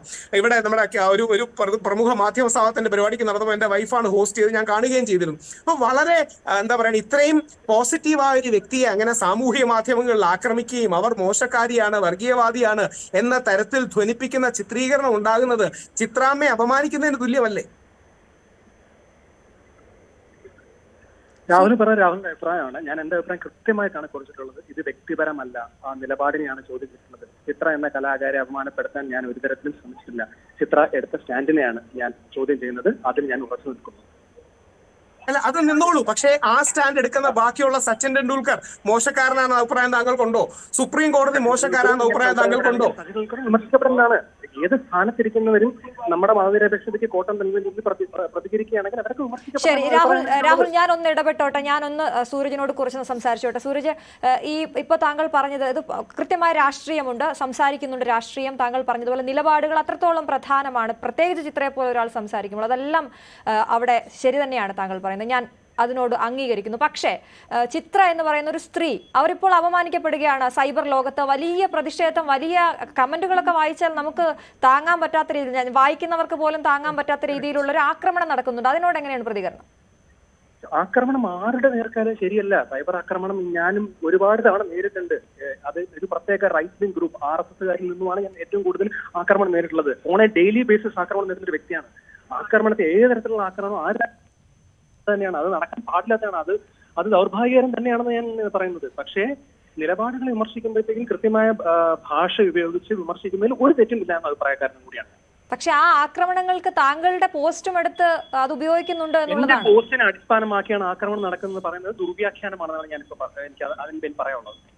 ദുർവ്യാഖ്യാനം, ഞാൻ ദുർവ്യാഖ്യാനം ചെയ്തതല്ല. പക്ഷേ സൂരജിനെ പോലെ ആദ്യം താങ്കൾ പറഞ്ഞത് എന്റെ അതിൽ വ്യക്തത കുറവുണ്ടെന്ന് പറഞ്ഞു. പിന്നെ പറയുന്നു ഞാൻ എന്റെ പോസ്റ്റിന്റെ അടിസ്ഥാനത്തിലാണ് ഇവിടെ സൈബർ അറ്റാക്ക് നടക്കുന്നത്. അല്ല എന്ന് ഞാൻ പറയുന്നു. അല്ല, ചിത്രയെ പോലെ ഇപ്പൊ നേരത്തെ പറഞ്ഞ പോലെ ചിത്രയെ പോലെ ഒരാൾ ഇതുവരെയും ഒരു വിവാദങ്ങളിലും പെടാത്ത ഒരാളാണ് KS ചിത്ര. ആ KS ചിത്ര ഒരു നിലപാട്, അവരുടെ നിലപാടോ എന്തോ ആയിക്കൊള്ളട്ടെ അത്, പക്ഷെ അത് പറഞ്ഞതിന്റെ പേരിൽ ഇപ്പോൾ അവർ അനുഭവിക്കുന്നത്, അവർ ഇതുവരെ അതിനൊരു മറുപടി പോലും പറയാൻ അവർക്ക് പറ്റുന്നുണ്ടായില്ല. നമുക്കറിയാം അവരെ വിവാദങ്ങളിലും പെട്ടില്ല എന്നുള്ളത് ഒരു ഒരു ഒരു ഒരു ഒരു ഒരു എന്തോ ആയിക്കോട്ടെ എന്നുള്ളതാണ് താങ്കൾ ഉദ്ദേശിച്ച. അങ്ങനെ പറയട്ടെ, എന്തോ അല്ല ആയിക്കൊണ്ടത്, പറഞ്ഞ കാര്യത്തിനാണ് മറുപടി, പറഞ്ഞ കാര്യത്തിനാണ് വിയോജിപ്പ്. സോ ഇത്രയും കാലം ഒന്നിലും പെട്ടിട്ടില്ല എന്ന് കരുതി ഒരു വിവാദപര അല്ലെങ്കിൽ അത്രയും പ്രോബ്ലമാറ്റിക് ആയിട്ടുള്ള ഒരു കാര്യം പറയുമ്പോഴത്തേക്കും അത് വിമർശിക്കപ്പെടും. അത് മാന്യമായ ഭാഷയിൽ വിമർശിക്കപ്പെടും. ഞാൻ ആരെയും മറ്റേ മാന്യമായ അല്ലാത്ത ഭാഷയിൽ വീണ്ടും ഞാൻ പറയാൻ ആഗ്രഹിക്കുന്നത് അത്രമാത്രം. നിങ്ങൾക്ക് എന്റെ ഫേസ്ബുക്ക് പോസ്റ്റ് അല്ലെങ്കിൽ എന്റെ പോസ്റ്റുകളുടെ അടിയിലും എനിക്ക് വരുന്ന പേഴ്സണൽ മെസ്സേജ് ഒക്കെ പരിശോധിച്ചാൽ മനസ്സിലാവും എങ്ങനെയാണ് ഇതിനോട് ബാക്കിയുള്ള അസോസിയേഷൻ കൂട്ടം. KS ചിത്രമാർ എന്ന് താങ്കൾ പറയുന്നത് അത് പേഴ്സണലായി വരില്ലേ? എങ്ങനെ? ഇത് പേഴ്സണൽ അല്ലല്ലോ. താങ്കളുടെ പോസ്റ്റിന്റെ ഏറ്റവും അവസാനത്തെ വരി ഇതുപോലുള്ള ഒരുപാട് കൂട്ടർ ഇനി ഇത് ട്രൂ കളേഴ്സ് കാണിക്കുമെന്നാണ് ഉദ്ദേശിക്കുന്നത്. മലയാള ഭാഷയുടെ പ്രയോഗമാണ്. ശരി, താങ്കൾ എന്തായാലും അതിൽ ഉറച്ചു നിൽക്കുകയാണ് അല്ലെ സൂരജ്? തീർച്ചയായും. ശരി, വളരെയധികം നന്ദി ഞങ്ങളോട് സംസാരിച്ചതിന്. സൂരജ് സന്തോഷാണ്, അദ്ദേഹം കുറച്ച് തിരക്കിലാണ് നമ്മളോട് സംസാരിച്ചത്. പറഞ്ഞ കാര്യങ്ങളിൽ ഉറച്ചു നിൽക്കുന്നു എന്നാണ് സൂരജ് പറഞ്ഞത്. ഇപ്പോൾ ആക്ടിവിസ്റ്റ് മൃദുല ദേവി കൂടി ചേരുന്നു നമുക്കൊപ്പം. ശ്രീമതി മൃദുല ദേവി, താങ്കൾ എങ്ങനെ കാണുന്നു ഈ വിഷയത്തെ? ഞാനിതിനെ കാണുന്നത് വളരെ നോർമലൈസ് ചെയ്തുകൊണ്ട് ചിരിച്ചുകൊണ്ട് ഇങ്ങനെ ഒരു വിഷയം പറയുമ്പോൾ അതിനകത്ത് അടങ്ങിയ വിപത്ത് മലയാളി കാണാതെ പോകരുതെന്നും പൗരബോധമുള്ള ലീഗൽ റിട്രസിയെ പറ്റി ശക്തമായ അവബോധമുള്ള ഇന്ത്യയിലെ നമ്പർ 1 സ്റ്റേറ്റുകളിൽ ഒന്നാണ്. മലയാളികൾ അതിശക്തമായി വിമർശിക്കണം. കാരണം ചിത്രയുടെ കാർമുകിൽ വർണ്ണന്റെ ചുണ്ടിൽ എന്ന ഗാനവും കുടജാദ്രിയിൽ കുടികൊള്ളും മഹേശ്വരി എന്ന ഗാനവും ഒക്കെ മലയാളി സ്വീകരിച്ചിട്ടുണ്ട്. ചിത്ര ആദ്യമായിട്ടല്ല ഹൈന്ദവ ക്ഷേത്രങ്ങളിൽ പോകുന്നതോ ഇതൊന്നും മലയാളി വിലക്കിയിട്ടില്ല. ഇതിനൊന്നും എതിരല്ല, നമ്മൾ ആരും എതിരല്ല. പക്ഷേ ചിത്ര ഏത് സാഹചര്യത്തിലാണ് ഇത് പറഞ്ഞതെന്ന് ഓർക്കുക. കഴിഞ്ഞ ഇന്ത്യക്ക് ലോകത്തിനു മുമ്പില് ഇന്ത്യയെ നാണം കെട്ട ഒരു വിഷയമായിരുന്നു രാമജന്മഭൂമി ബാബറി മസ്ജിദ് വിഷയത്തോടെ നടന്നത്. ഇന്ത്യയെ മതത്തിന്റെ പേരിലും ജാതിയുടെ പേരിലും പോളറൈസ് ചെയ്യപ്പെട്ട ഒരു സംഭവമായിരുന്നു. ആ സംഭവത്തെ മലയാളി ഇന്ത്യ മറന്നിട്ടില്ല, ലോകം മറന്നിട്ടില്ല. അതിനെ നോർമലൈസ് ചെയ്തുകൊണ്ട് ചിത്രയുടെ ഒരു വളരെ വിനയത്തോടെ ചിത്ര എല്ലാവരും രാമസ്തുതി പറയണം എന്ന് പറയുവാനായിട്ട് ചിത്രയ്ക്ക് she has no right at all, because it's a secular state. ഒരു സെക്യുലർ സ്റ്റേറ്റ് നമ്മള് സ്കൂളുകളിൽ നമ്മള് ഒരു ഗവൺമെന്റ് സ്കൂളില് നമ്മള് അവധി കൊടുക്കും. ഒരു ബക്രീദ് വരുമ്പോൾ, ഓണം ഇതുപോലെ ഈ പറഞ്ഞ ക്രിസ്മസ് വരുമ്പോ ഒക്കെ അവധി കൊടുക്കുന്നത് എന്തിനാണെന്ന് വെച്ചാല് അന്നത്തെ ദിവസം നമ്മൾ സ്കൂളുകൾ പ്രവൃത്തി ദിവസമാക്കാത്തത് വിശ്വസിക്കുന്നവർക്ക് അന്ന് അവരുടെ മതപരമായ താല്പര്യം അനുസരിച്ച് ആ വിശ്വാസപ്രകാരം അവർക്ക് ആഘോഷിക്കാം. എന്നാൽ വിശ്വാസമില്ലാത്ത മനുഷ്യർക്ക് അവർക്ക് ഇഷ്ടമില്ലാത്ത രീതിയിൽ ചിലവഴിക്കാനും കൂടിയാണ്. അങ്ങനെ നമ്മുടെ കരിക്കുലം കോൺസ്റ്റിറ്റ്യൂഷനുമായിട്ട് റിലേറ്റ് ചെയ്ത് കൃത്യമായിട്ട് ശരാശരി മലയാളിയെ ഇന്ത്യക്കാരെ അങ്ങനെ തന്നെയാണ് ശീലിപ്പിച്ചിരിക്കുന്നത്. അത് നമ്മൾ ലോകത്തിന് കാണിച്ചു കൊടുക്കണം. അല്ലാതെ ഞാൻ അങ്ങനെയെങ്കിൽ ഒരു ചോദ്യം ചോദിച്ചോളട്ടെ ശ്രീ മൃദുല ദേവി. അങ്ങനെയെങ്കിൽ ചിത്ര പറഞ്ഞപ്പോൾ വിശ്വാസികൾ കത്തിക്കട്ടെ, ദീപം കത്തിക്കട്ടെ, വിശ്വാസം അങ്ങനെ പറയണമായിരുന്നു. എല്ലാവരും ഒന്നും പറഞ്ഞാൽ ഞാൻ കൃത്യമായിട്ട് പറഞ്ഞു, എനിക്ക് സൗകര്യമില്ല എന്ന് തന്നെ പറഞ്ഞു. നമ്മളൊരു ആശംസ പറയുമ്പോൾ നമ്മളൊരു you have no right to normalise. Normalise ചെയ്യുന്നതല്ല. ചിത്ര ഒരിക്കലും അടിച്ചേൽപ്പിക്കുകയായിരുന്നില്ല.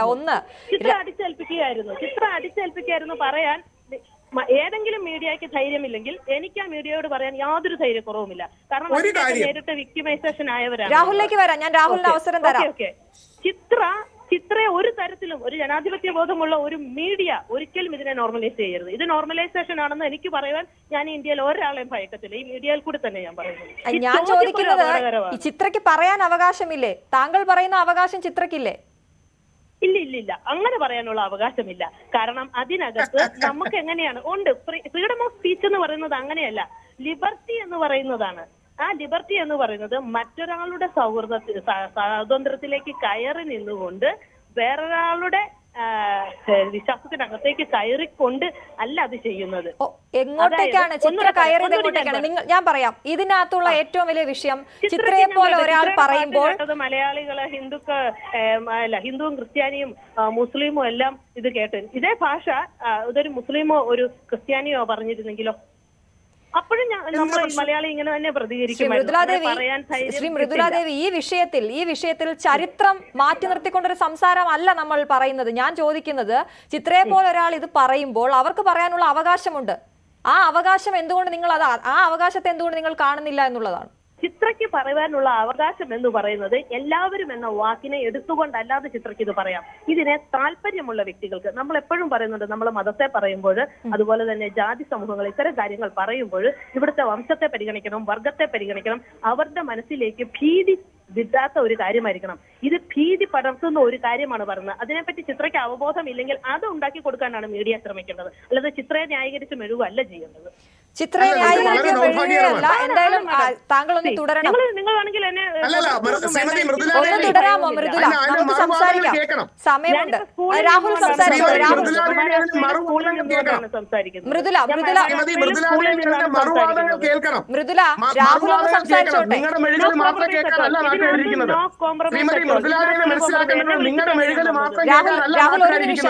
രാഹുൽ ഒരു നിമിഷം. മൃദുലാദേവി, താങ്കൾ ഒന്ന് രാഹുലിനെ കേൾക്കൂ, അതിനുശേഷം താങ്കൾക്കും ഞാൻ സമയം തരാം പറയാൻ. ഒറ്റ മിനിറ്റ് രാഹുൽ, ഒറ്റ മിനിറ്റ്. ഈ ഒരൊറ്റ കാര്യം കൂടി കേട്ടിട്ട് രാഹുലിന് മറുപടി പറയാം. പറഞ്ഞോളൂ മൃദുല.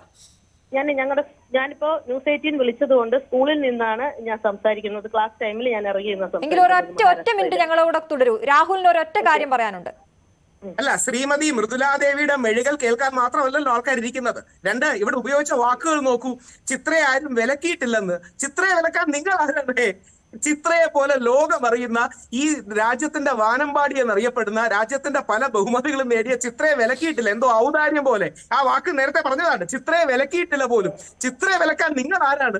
ചിത്ര എന്ന് പറയുന്ന അതുല്യമായ കലാകാരി നമ്മുടെ സംഗീത ലോകത്തിന് നൽകിയ സംഭാവനകളുടെ മുമ്പിൽ ഞാനോ മൃദുലാദേവിയോ നിങ്ങളൊക്കെ എത്ര ചെറുതാണ്. പോട്ടെ. രണ്ടാമത്തെ കാര്യം, ശ്രീമതി ചിത്രയ്ക്ക് എങ്ങനെ പറയാൻ അവകാശമില്ല? ഭീതി പടർത്തുകയാണ്.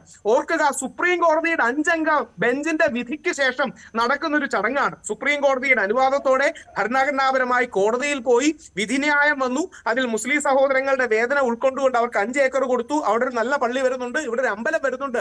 അതിൽ വിശ്വാസിയായ ശ്രീരാമനാമമൊക്കെ പാടിയിട്ടുള്ള ശ്രീമതി ചിത്ര ഒരു ഗാനമാല അല്ലെങ്കിൽ അവിടെ പ്രാർത്ഥിക്കണമെന്ന് പറയുന്നതിന് ശ്രീമതി ചിത്രയ്ക്ക് അവകാശമില്ലേ? ഈ നാട്ടിൽ ആർട്ടിക്കിൾ 25 വിശ്വാസ സ്വാതന്ത്ര്യമില്ലേ?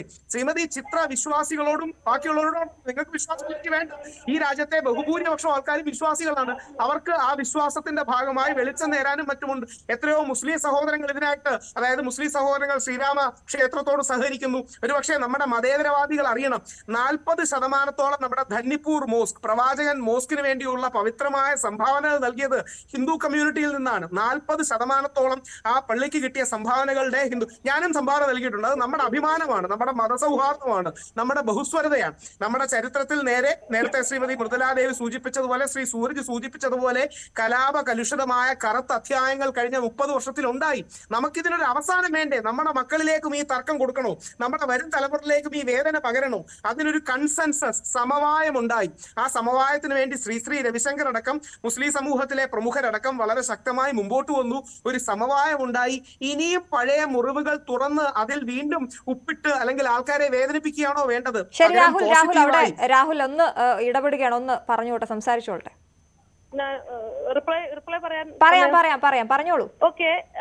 ആറ്റിക്കുറുക്കി രാഹുൽ ഒത്തിരി വാചാടോപം ചെയ്തിരുന്നു. മൃദുലാദേവി ആരാണെന്നൊക്കെ ചോദിച്ചു. എനിക്ക് ഇതിനൊരു ഒറ്റ ഉത്തരവേ പറയാനുള്ളൂ. മൃദുലാദേവി ദ സിറ്റിസൺ ഓഫ് ഇന്ത്യ എന്നുള്ളതാണ് ഇത്. മൃദുലാദേവി ആരാണ് ചിത്രയെ ചോദ്യം ചെയ്യുന്നത് വെച്ചാൽ മൃദുലാദേവി സിറ്റിസൺ ഓഫ് ഇന്ത്യ. വേറെ ഒന്നുമില്ല, വേറെ ഒന്നും പറയാനില്ല. അത് ചോദ്യം ചെയ്തുകൊണ്ടേയിരിക്കും. അതിനായിട്ട് ഏത് ജയിലിൽ പോയി ഞാൻ തയ്യാറാണ്. ഞാൻ ചോദ്യം ചെയ്തിരിക്കും. ഇമാതിരി പണി കൊണ്ട് ഇനി ഒരു കലാകാരൻ വരികയല്ല എന്ന് ഉറപ്പുണ്ട് കേരളത്തിൽ. അതും ഉറപ്പാണ്. ഇത് ചിത്രയ്ക്ക് കൊടുക്കുന്ന ഒരു താക്കീതാണ്. ചിത്രയ്ക്ക് ഇനി വരട്ടെന്നേ, വരുമ്പോ അതുപോലെ പലയിടത്തുനിന്നും മൃദുലാദേവിമാരുണ്ടാകും. ഇനി ഒരുപാട് മൃദുലാദേവി. രാഹുൽ, ഒറ്റ ആൻസറേ ഉള്ളൂ. Mriduladevi the citizen of India will agitate organise. Okay. K.S. Chitra is also a citizen of India. Mohanlal is also a citizen of India. Sachin Tendulkar is also a citizen of India. Rahul Ishwar is also a citizen of India. മൃദുലാദേവി മാത്രമല്ലല്ലോ ഇന്ത്യയിലെ citizen. കൂടെ ഞാനും ഉണ്ട്. ഞാൻ നിങ്ങൾ ആരുവാ എന്ന് ചോദിച്ചില്ലേ? അത് മാത്രമേ ഉള്ളൂ. നമുക്ക് പ്രത്യേകിച്ച് വിലയൊന്നുമില്ല. പക്ഷെ നെഹ്റുവിനെ പോലും ചോദ്യം ചെയ്ത ഒരു കോമൺ മാൻ എപ്പോഴും ഉണ്ടായിരുന്നു. അപ്പൊ അവിടുന്ന് കേരളത്തിൽ നിന്നും ആ ഒരു കോമൺ സിറ്റിസൺ ആയിട്ട് ഞങ്ങൾ കരുതിയാൽ മതി. ഞാൻ ചോദ്യം ചെയ്യുക തന്നെ ചെയ്യും. അന്നത്തെ ദിവസം ഞാൻ പറഞ്ഞ കാര്യം ചെയ്യുകയും ചെയ്യും. ഇതേ ഞാൻ മഹാരാഷ്ട്ര നന്ദ്ഗാവിലുണ്ട്, അമരാവതിയിലുണ്ട്, വന്ന് അറസ്റ്റ് ചെയ്ത് കൊണ്ട് പോകുള്ളൂ. ഒരു പേടി. ആര് അറസ്റ്റ് ചെയ്യുന്നതിന്റെ കാര്യം പറയുന്നു? നിങ്ങൾ ശ്രീമതി ചിത്രയെ അധിക്ഷേപിക്കുന്നത്, അവഹേളിക്കുന്നത് ശരിയല്ലെന്ന് പറയുന്നേ ഉള്ളൂ. ശ്രീമതി മൃദുലാദേവി ചോദ്യം ചെയ്യുന്നത് ശ്രീമതി അധിക്ഷേപമാണെങ്കിൽ അതെന്റെ ചോദ്യം ചെയ്യും. At the end of my life ഞാൻ എന്റെ ജനാധിപത്യ സ്വാതന്ത്ര്യം ഉപയോഗിക്കുക തന്നെ ചെയ്യും. നിങ്ങൾ എങ്ങനെയാണ്? അതാണ് ചിത്ര ചെയ്തത്. അതാണ് ചിത്ര ചെയ്തത്. ആർട്ടിക്കിൾ 25 നൽകുന്ന വിശ്വാസ സ്വാതന്ത്ര്യം പ്രയോഗിച്ചു. അതാണ് ശ്രീമതി KS ചിത്ര ചെയ്തത്. എന്റെ വിരൽത്തുമ്പുകളെ എന്റെ ജിഹ്വകൾ അരിയുന്ന അത്രയും കാലം ഞാൻ എഡ്യൂക്കേറ്റ് അജിറ്റേറ്റ് ഓർഗനൈസിന്റെ പാതയിൽ ജനാധിപത്യപരമായി തന്നെ ഞാൻ അതിനുവേണ്ടി ഈ ഒരു വിഷയത്തില് രാഹുൽ, മൃദുലയ്ക്ക് സമയമില്ല എന്ന് പറഞ്ഞു. അതുകൊണ്ട് ഞാൻ ഒരൊറ്റ ചോദ്യം കൂടി ചോദിച്ചു. മൃദുല, ഇത്തരത്തിൽ അതെ KS ചിത്ര, ഞാൻ ഒറ്റ ചോദ്യം, അവസാന ചോദ്യം. അവസാനം എനിക്ക് ഒരു പോയിന്റ് പറയണം. WHO ഉടനെ ഉദ്ധരിച്ചുകൊണ്ട് പറയുന്നു, for all that I have a voice to undo the for the lies. മറഞ്ഞിരിക്കുന്ന നുണക്കഥകൾ ഇല്ലാതാക്കുവാൻ എനിക്കാകെയുള്ളത് എന്റെ ശബ്ദം മാത്രമാണെങ്കിൽ ആ ശബ്ദം കൊണ്ട് ഒരു മീഡിയയുടെ സഹായമില്ലാതെ ഞാൻ സംസാരിച്ചുകൊണ്ട്. ശരി മൃദുല കേൾക്കൂ. ഇത് ഒരു ഒറ്റ ചോദ്യം കൂടി. മൃദുല, ചിത്ര എന്നുള്ളത് മാറ്റിവെക്കൂ. ഒരു സ്ത്രീ ഇപ്പോൾ സൈബർ ആക്രമണം നേരിടുകയാണ്. അതും വളരെ മോശമായി. ഇപ്പൊ മൃദുല സംസാരിച്ചതുപോലെ അല്ല. സൈബർ ഇടങ്ങളിലൊന്നും ചെന്ന് പരിശോധിച്ചാൽ മനസ്സിലാകും. വളരെ മോശമായി ചിത്രയെ അധിക്ഷേപിക്കുന്നുണ്ട് സൈബർ ഇടങ്ങളിൽ. അതിനെക്കുറിച്ച് കൂടി ഒരു പ്രതികരണം. ഞാൻ പറഞ്ഞല്ലോ, ഞാൻ ജനാധിപത്യപരമായിട്ടാണ് ചിന്തിക്കുന്നത്. ജനാധിപത്യപരമല്ലാത്ത രീതിയിൽ മൃദുലാദേവി അടക്കമുള്ളവരെ പല വിഷയങ്ങളിലും ഇവിടെ മാധ്യമങ്ങൾ കൂടി സപ്പോർട്ട് ചെയ്തുകൊണ്ട്, ന്യൂസ് 18 അല്ലാത്ത മാധ്യമങ്ങളുണ്ട്, ന്യൂസ് 18 ഞാൻ അതിൽ നിന്ന് ഒഴിവാക്കിയിട്ടുണ്ട്. പല മാധ്യമങ്ങളുടെയും കൂടെ സപ്പോർട്ട് കൂടി ചെയ്തപ്പോഴും ഒന്നുമില്ലാത്ത വേദനയും വേവലാതിയും എനിക്ക് പ്രത്യേകിച്ച് ചിത്രയുടെ കാര്യത്തിൽ മാത്രമായിട്ട് കൊണ്ടുവന്നില്ല. ഞാൻ എന്നും മോബ് ലിഞ്ചിങ്ങിനെതിരെയാണ്. അതുകൊണ്ടാണ് ഞാൻ എടുത്തു പറഞ്ഞത് ജനാധിപത്യപരമായി തന്നെ പ്രതികരിക്കണമെന്ന്. അതുകൊണ്ടാണ് എനിക്ക് ഭയമുണ്ട്. എന്നെ വല്ലോ അർബൻ നക്സലോ മാവോയിസ്റ്റ് ആക്കുമെന്ന് പേടിയുള്ളതുകൊണ്ടാണ് അംബേദ്കറിസ്റ്റ് ആണെന്നും എഡ്യൂക്കേറ്റ് അജിറ്റേറ്റ് ഓർഗനൈസേഷൻ ഞാൻ എഗെയിൻ ആൻഡ് എഗെയിൻ പറയുന്നത്. കാരണം പുറന്തള്ളപ്പെടുമ്പോൾ ആദ്യം ഈ പറഞ്ഞവരാരും ആയിരിക്കില്ല, മൃദുലാദേവി ആയിരിക്കും പുറന്തള്ളപ്പെട്ടു പോകുന്നത്. പലവട്ടം ഞാൻ അനുഭവിച്ചിട്ടുണ്ട് മോബ് ലിഞ്ചിങ്ങിന്റെ പേരിൽ തന്നെ. ഞാൻ മോബ് ലിഞ്ചിങ്ങിനെതിരാണ്.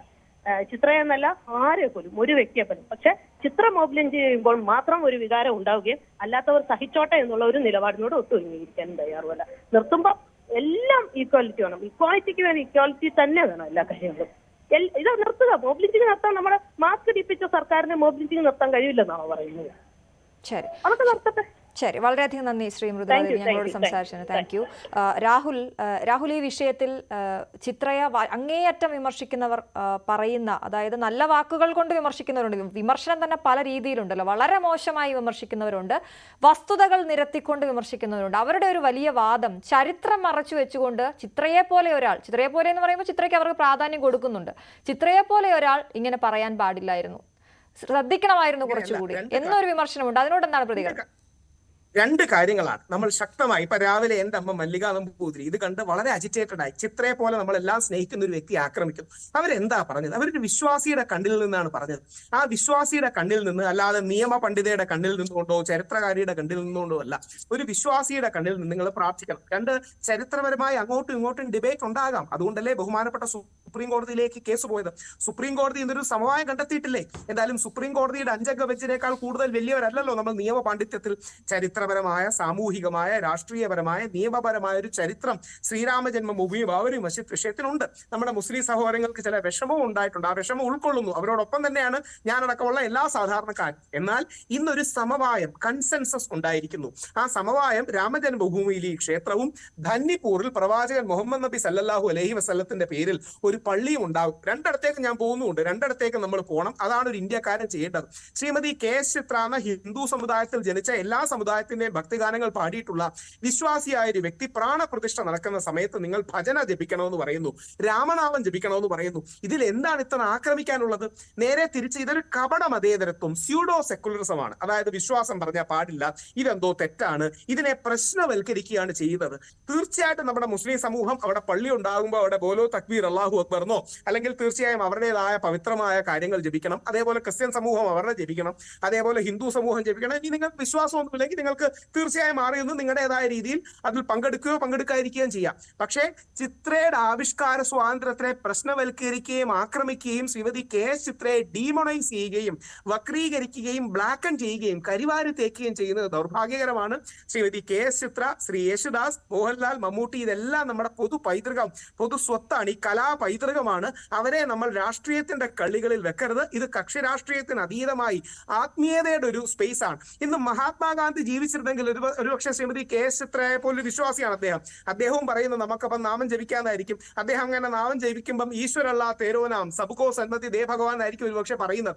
അപ്പോൾ ആ രീതിയിൽ ആൾക്കാരെ ഒരുമിപ്പിക്കാൻ, ആൾക്കാരുടെ പ്രശ്നങ്ങളും മറ്റും അതിനെ അതിജീവിച്ച് പുതിയൊരു തുടക്കത്തിന് വേണ്ടി ഒരു ദിവസം കാണുന്നതിന് പകരം അതിനെ പ്രശ്നവൽക്കരിച്ച് കരിവാരി തേച്ച് ചിത്രയെ ആക്രമിച്ച് നമ്മുടെ മുമ്പിൽ ഇത്ര കാലം നമ്മുടെ വാനമ്പാടിയായി നിന്നൊരു വ്യക്തിയെ സമൂഹ മാധ്യമങ്ങളിലും സമൂഹ മധ്യത്തിലും അധിക്ഷേപിക്കുന്നതിന് എന്ത് ന്യായമാണുള്ളത്? എന്ത് നന്മയാണുള്ളത്?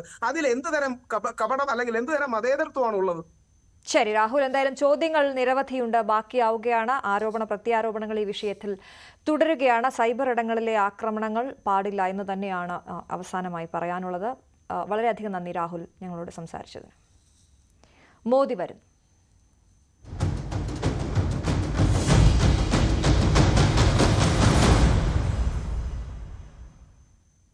രണ്ട് ദിവസത്തെ കേരള സന്ദർശനത്തിനായി പ്രധാനമന്ത്രി നരേന്ദ്രമോദി വൈകിട്ട് കൊച്ചിയിൽ 5 മണിക്ക് നെടുമ്പാശ്ശേരിയിലെത്തുന്ന പ്രധാനമന്ത്രി നഗരത്തിൽ റോഡ് ഷോ നടത്തും.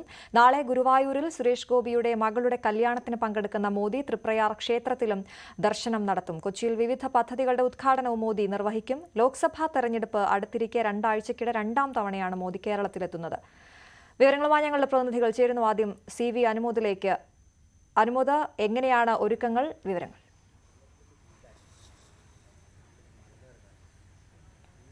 അശ്വതി, കടുത്ത സുരക്ഷാ നിയന്ത്രണങ്ങളാണ് ഗുരുവായൂർ നഗരത്തിൽ ഇപ്പോൾ ഏർപ്പെടുത്തിയിട്ടുള്ളത്. രാവിലെ 6 മണി മുതൽ 10 മണി വരെ സുരക്ഷാ പരിശോധനകളുടെ ഭാഗമായിട്ടുള്ള ട്രയൽ റൺ നടന്നു.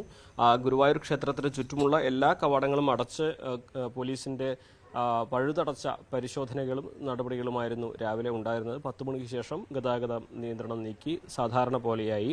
പക്ഷേ ഇപ്പോഴും ക്ഷേത്രത്തിന്, അതായത് നാലമ്പലത്തിൻ്റെ മുൻപിൽ പോലും കല്യാണ മണ്ഡപങ്ങളും മറ്റും നിൽക്കുന്ന ദേവസ്വത്തിൻ്റെ ഭാഗങ്ങളിൽ പോലും തുണികൊണ്ട് മറച്ച് അത്രയും വലിയ ഒരു സുരക്ഷാ സംവിധാനം ഒരുക്കുന്ന തരത്തിലേക്കാണ് കാര്യങ്ങൾ നീങ്ങിയിട്ടുള്ളത്. കടുത്ത നിയന്ത്രണം തന്നെയായിരിക്കും നാളെ ഉണ്ടാവുക. രാവിലെ 6 മുതൽ 10 വരെ ആർക്കും ഗുരുവായൂർ ക്ഷേത്ര പരിസരത്തേക്ക് പ്രവേശനം ഉണ്ടാകില്ല എന്ന രീതിയിലാണ് കാര്യങ്ങൾ ഉള്ളത്. അതുപോലെ തന്നെ അദ്ദേഹം വന്നിറങ്ങുന്ന ശ്രീകൃഷ്ണ കോളേജ് ഗ്രൗണ്ടിലും അവിടെയും രാവിലെ 5 മണി മുതൽ സുരക്ഷാ നിയന്ത്രണങ്ങൾ ഉണ്ടാകും. പ്രവർത്തകരെ അതിനു മുൻപ് അവിടേക്ക് എത്തിക്കാനാണ് BJP നേതൃത്വം ശ്രമിക്കുന്നത്. വലിയ സുരക്ഷാ പരിശോധനകൾ ഉണ്ടാകും. 5 മണിക്ക് ശേഷം ആരെയും അവിടേക്ക് പ്രവേശിപ്പിക്കില്ല എന്ന തരത്തിലാണ് ലഭിക്കുന്ന വിവരങ്ങൾ. അതുപോലെ അദ്ദേഹം കടന്നു വരുന്ന വഴികൾ, അവിടെയെല്ലാം സാധാരണഗതിയിൽ പലയിടത്തും BJP പ്രവർത്തകർക്ക് കാത്തു നിൽക്കാനുള്ള അവസരം ഉണ്ടാകും. പക്ഷേ പലയിടത്തും പോലീസിൻ്റെ സുരക്ഷാ നിർദ്ദേശങ്ങളുണ്ട്. കൂട്ടം കൂടി നിൽക്കുന്നതിനെതിരെ പോലീസിൻ്റെ നടപടികൾ ഉണ്ടാകും. അപ്പോൾ അത്തരത്തിൽ അദ്ദേഹം വന്നിറങ്ങി ക്ഷേത്രത്തിലെത്തി ദർശനവും സുരേഷ് ഗോപിയുടെ മകളുടെ കല്യാണവും കഴിഞ്ഞ് തിരിച്ചു പോകുന്നവരെ അക്ഷരാർത്ഥത്തിൽ ഗുരുവായൂരിൽ ഇലയനങ്ങുന്ന സാഹചര്യം പോലും ഉണ്ടാകില്ല എന്ന് പറയേണ്ടതായിട്ട് വരും. അത്രയും വലിയ സുരക്ഷാ സംവിധാനങ്ങൾ 2000-ഓളം പോലീസുകാരെ ഈ ഒരു സന്നാഹങ്ങൾക്ക് മാത്രമായിട്ട് വിന്യസിക്കും. വലിയ തോതിൽ തന്നെ സുരക്ഷാ പരിശോധന ഉണ്ടാകും. 6 മണിക്ക് മുൻപ് 5-നും 6-നും ഇടയിൽ ഗുരുവായൂരിൽ കല്യാണങ്ങൾ 20ഓളം കല്യാണങ്ങൾ ഉണ്ടാകും എന്നാണ് നമുക്കറിയുന്നത്. അതിന് കൃത്യമായ വിവരം ലഭിച്ചിട്ടില്ല. വൈകുന്നേരത്തോടെ മാത്രമേ അറിയാൻ കഴിയുകയുള്ളൂ. അതിനുശേഷം 9 മണിക്ക് ശേഷമായിരിക്കും ഗുരുവായൂർ ക്ഷേത്രത്തിൽ കൂടുതൽ മറ്റു വിവാഹങ്ങൾ ഉണ്ടാവുക. എന്തിനാണെങ്കിലും മാധ്യമങ്ങൾക്കും കടുത്ത നിയന്ത്രണമാണ് ഏർപ്പെടുത്തിയിട്ടുള്ളത്. ക്ഷേത്രത്തിൻ്റെ ഈ പരിസരത്ത്, പ്രത്യേകിച്ച് കല്യാണ മണ്ഡപത്തോട് ചേർന്നുള്ള ഭാഗങ്ങളിൽ പോലും നിൽക്കുവാനുള്ള അനുവാദം പോലീസിൽ നിന്നും ഇതുവരെ ലഭിച്ചിട്ടില്ല. കടുത്ത സുരക്ഷാ നിയന്ത്രണം. ശരി അനുമോദ്, എന്തായാലും ഗുരുവായൂരിലേക്ക് പ്രധാനമന്ത്രി എത്തുമ്പോൾ അവിടുത്തെ ഗുരുവായൂരിന്റെ പ്രതീക്ഷകളും വാനോളമായിരിക്കുമല്ലോ നേരിട്ട് അദ്ദേഹം അങ്ങോട്ടേക്ക് എത്തുമ്പോൾ. അപ്പോൾ അതിനെക്കുറിച്ച് കൂടി അനുമോദിൽ നിന്ന് അറിയേണ്ടതുണ്ട്. അതിന് മുൻപ് ഞാൻ നവമിയിലേക്കൊന്ന് പോവുകയാണ്. നവമി, ഇന്ന് കൊച്ചിയിൽ മോദിയുടെ റോഡ് ഷോ ഉണ്ട്. വലിയ സുരക്ഷയിലായിരിക്കും കൊച്ചി. ഗതാഗത ക്രമീകരണം അടക്കമുണ്ടല്ലോ. അതിന്റെ വിശദാംശങ്ങൾ എങ്ങനെയാണ്?